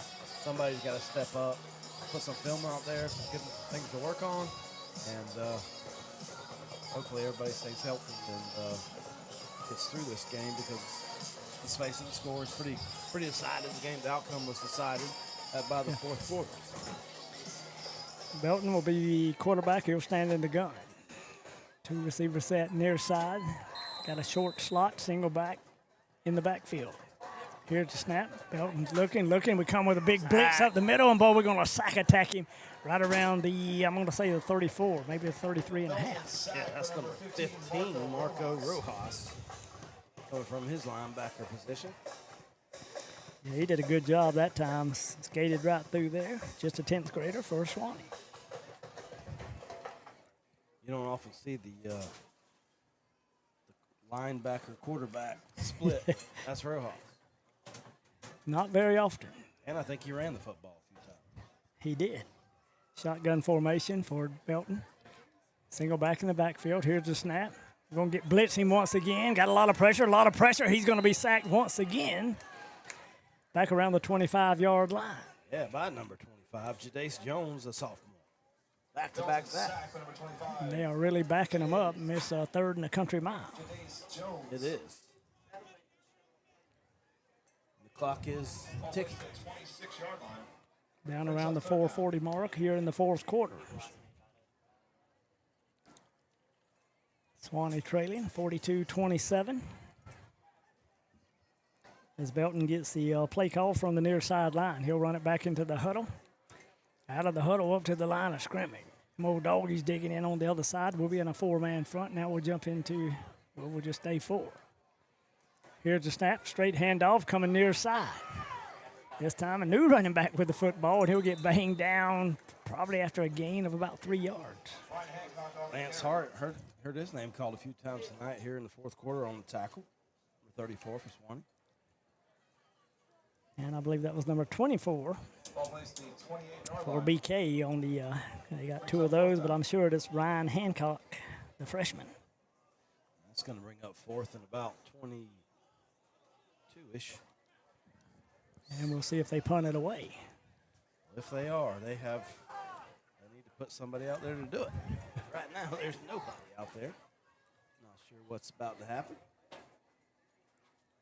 But there's a possibility they could go for it here. I mean, I don't think nobody's called a timeout. They may take a delay of game, is what they're going to do. Which will stop the clock. Actually, it's going to take a timeout. Timeout? Their first timeout. Well, We'll take a timeout as well. You're listening to Bulldog Football on rivercountrysports.com. Carl, it's hurricane season again, and you still haven't cleared last year's debris. When you gonna get that done? I just don't know when. And kind of work and being able to talk and announce games. Yeah. Really keeps you connected kind of with everything. It does, and it's fun, and you have to have a love for it. And I want you to come out with a kind of a signature call. Right. You know, you got to come up like up in Live Oak. You know, Andy Day, he's give them dogs 6. Yeah. So we need one for you. Something, Right. you know, the Bucks when they score, the excitement. I mean, what do you have a call in mind? Well, that's one that I've been thinking of a lot. I've not really came to one yet, but hopefully over the next kind of couple games, that'll be one that kind of just flows out and something we can stick with for a while. Used to work games down here. We did a game of the week for years when I was doing radio, and Ed Limblade was the guy I used to broadcast with, and he came up with the name the Galley. He called the stadium here. He called it the Galley.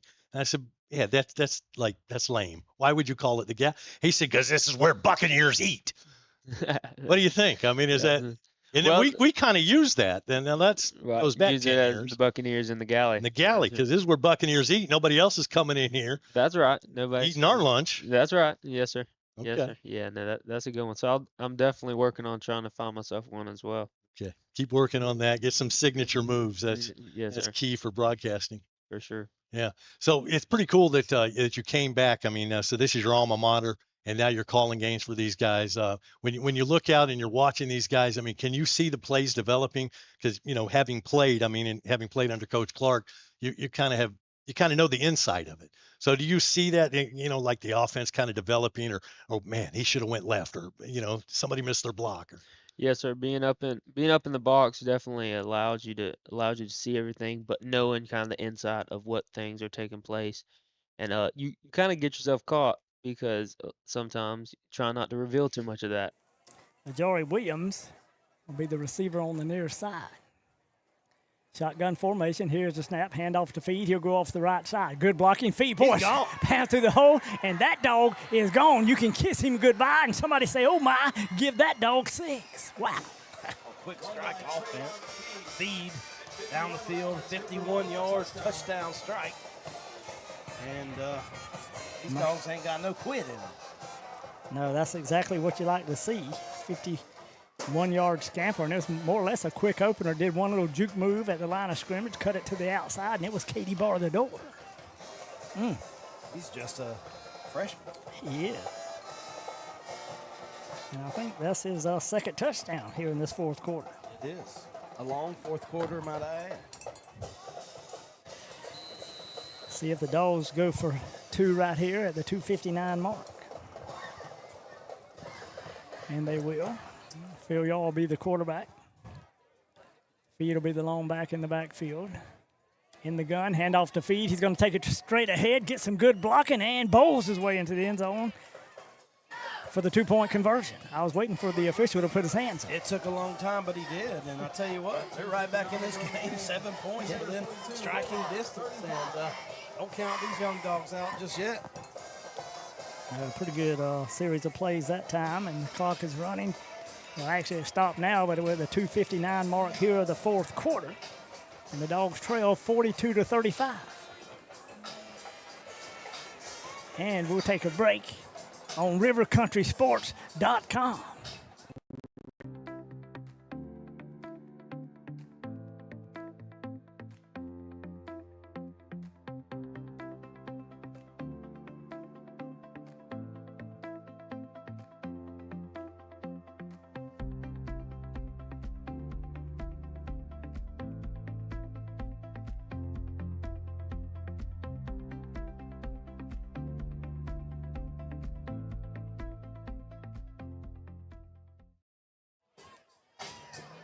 Back here at Bishop Kenny High School, this beautiful facility, the Dogs have come back, and it's 42-35. We got just under 3 minutes to play here in this football game on the old Kickoff Classic. Yes. Number 29 for Suwannee will do the kicking chores. That's Anthony Wilson. And it'll be teed up at the 40-yard line. Here's the kick, high end over end. It'll be retrieved and fumbled, boy, but he picks it right back up. Big number 34 for them, cuts it to the outside. He'll cross the 30 and be drugged down right around the 32 or 33 by number 17 of Suwannee. Yeah, that's a Ryan Filia, quarterback. One of them tough quarterbacks. Man, we got some. In baseball, you would call that a utility player. These guys can play everywhere. Pretty good deal. For Suwannee, 2:49 to go.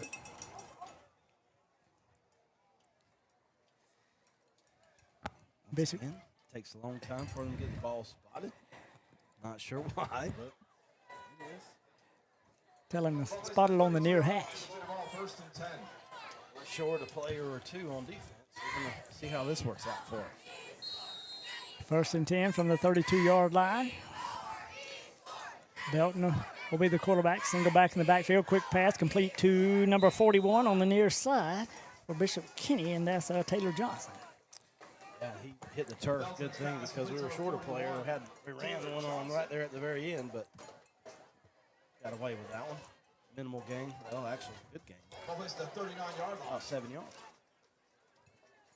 Pretty good pickup for Bishop Kenny. Ball mark set right at the 39-yard line. Suwannee in a 3-man front. Number 7, Belton, will be the quarterback. Out of the huddle and up to the line of scrimmage. Looks like number 35, Noah Paulus, be the lone running back, and Suwannee jumps offside. And that stops the clock with 2:02 left to go. The ball encroachment. Going to give them an easy first down. 5-yard penalty. Results in a Crusader first down. For number 35, that might be his first appearance at running back tonight for Bishop Kenny. As they stay huddled up.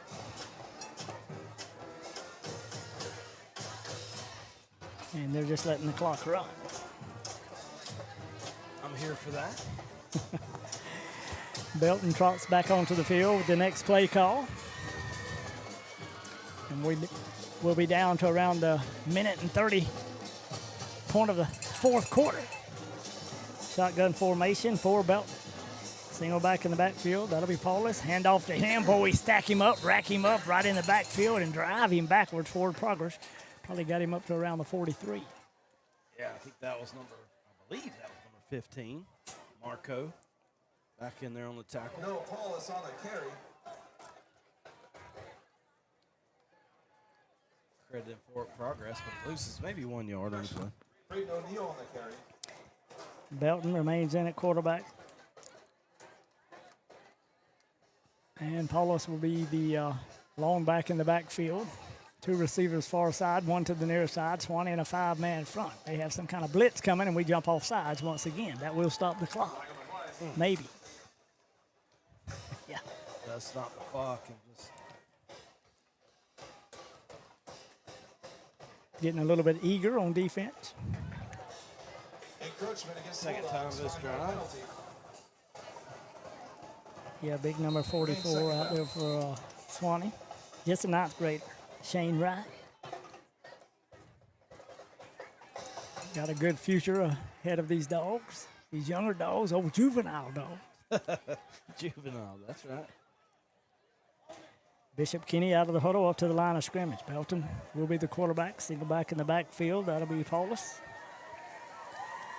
And here's the snap from center. Hand off to Paulus, straight ahead, runs into the back of his offensive line. The Dogs stack him up just as he crosses the 50. They'll spot him down around the 49. That should be the last play of this football game. And I think it will be. And the old Dogs of Suwannee go down in the Kickoff Classic, 42-35. And we'll take this big break on rivercountrysports.com. Oh, my.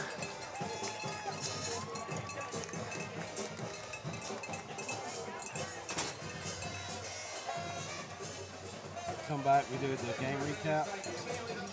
I ain't got no stats. No matter what's around the corner, we'll be there. That's why Farm Bureau Insurance has been a trusted name for over 70 years. You deserve more. You deserve a promise. Local people, great rates, friendly service. That's the Farm Bureau Insurance promise. Farm Bureau Insurance, serving Florida for over 70 years. In Suwannee County, you'll find Farm Bureau in Brantford and in Live Oak. In Brantford on Drain Street, phone 935-1274. And in Live Oak on Dowling Avenue, call 362-1274. Farm Bureau Insurance. What's up, guys? Welcome to Van Carpet One. For 78 years, we've been your local family-owned and operated floor covering store, and we can't wait to serve you. Let's go check out some of the stuff we've got and say hey to the guys. Hey guys, this is Michael Van here at Van Carpet One. Wanted to show you our huge display of carpet. Got about 1,000 rolls for you that we can order. We also keep about 100 in stock that are on clearance, so please come down and give us a visit. We appreciate it. Come in and see the largest tile collection in North Florida. Van Carpet One has every tile you could possibly imagine. If you can't find it here, they don't make it. Guys, take a look at this. This is just some of our options in waterproof vinyl plank, where we have the largest selection anywhere around here, including over 70 pallets in stock, ready to go right now.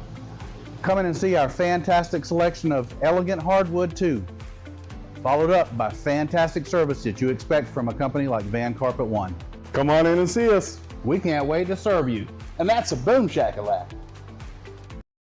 Your one-stop auto shop, J&W Automotive. You know, at J&W, they do paint and body work. Yeah, collision repair, paint jobs, bumper repair. They'll handle your insurance claim for you. At J&W, no job is too big or too small. They also sell vehicles, repair vehicles, retire vehicles, plus front-end alignments, AC work, computer diagnostics. They cut and program keys. They are your one-stop, all-in-one automotive shop. J&W Automotive. Highway 129 North in Live Oak. Call 364-1377. Online at jwautos.com. Back here at Bishop Kenny High School, and the Dogs of Suwannee fall defeating the Kickoff Classic 42-35, but a pretty good ball game. The Dogs showed a lot of battle, and Bishop Kenny shows they've got a pretty good team again this year.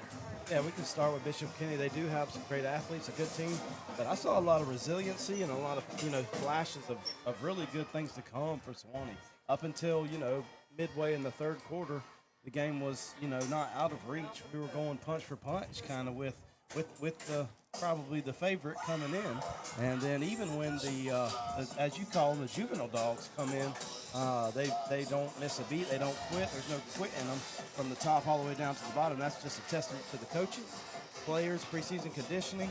You get through this game, looks like relatively unscathed. You got a lot of good things happen. Some things that happen, you're going to have those normal mistakes and kind of probably some jitters and missed assignments. They got some tape laid down that they can look at, get better, because don't look now, but next week you got the old big bad Columbia Tigers coming over from Lake City. So coming to the dog house, and we're going to fight for that old oaken bucket. With that, we'll take a break on rivercountrysports.com. Shipping stress? No thanks. At the UPS store, it's packed fast, shipped smart, and made fun. Bring your package, track it with ease, and trust them with your most fragile stuff. They even handle Amazon returns. Plus printing, mailboxes, notary, yeah, they do it all. They even do large format printing. Pack it, ship it, love it. Only at the UPS store of Live Oak. Hi, my name is Catherine Haney. My grandfather and my dad, Wes Haney, have been selling and servicing Chevrolets in the Suwannee Valley area since 1968. I'm here with my brothers, Weston and Jonathan. We want to tell you why Wes Haney Chevrolet is the best place to buy a car. At Wes Haney Chevrolet comes down to two things: low prices and excellent customer service. You are a part of the family just as much as we are. Your happiness is my dad's first priority. He will always fight to make sure you get the best deal and the best experience. My dad doesn't play games and he doesn't charge dealer fees, so we can always get you the best price. We have amazing incentives this month to put together a great deal on any Chevrolet car, truck, or SUV. The best built, longest lasting vehicles on the road. We guarantee a better deal and customer experience than you can get anywhere else. We would love to show you our beautiful selection of new and used vehicles. We are located in Live Oak, Florida on Highway 90 East. I can guarantee our dad will give you the best deal, and we are excited to earn your business. This is Wes Haney, and as always, no dealer fees, no games. Come see my team at Wes Haney Chevrolet. Rapid Fiber Internet's locally owned and operated, powered by Suwannee Valley Electric Co-op. Our local employees are dedicated to providing a world-class customer experience to each of our Suwannee Valley Electric members. Make the switch today to Rapid Fiber Internet's 100% fiber to the home internet system. To learn more about Rapid Fiber Internet, visit rapid-fiber.com. Again, that's rapid-fiber.com or call 866-64-RAPID.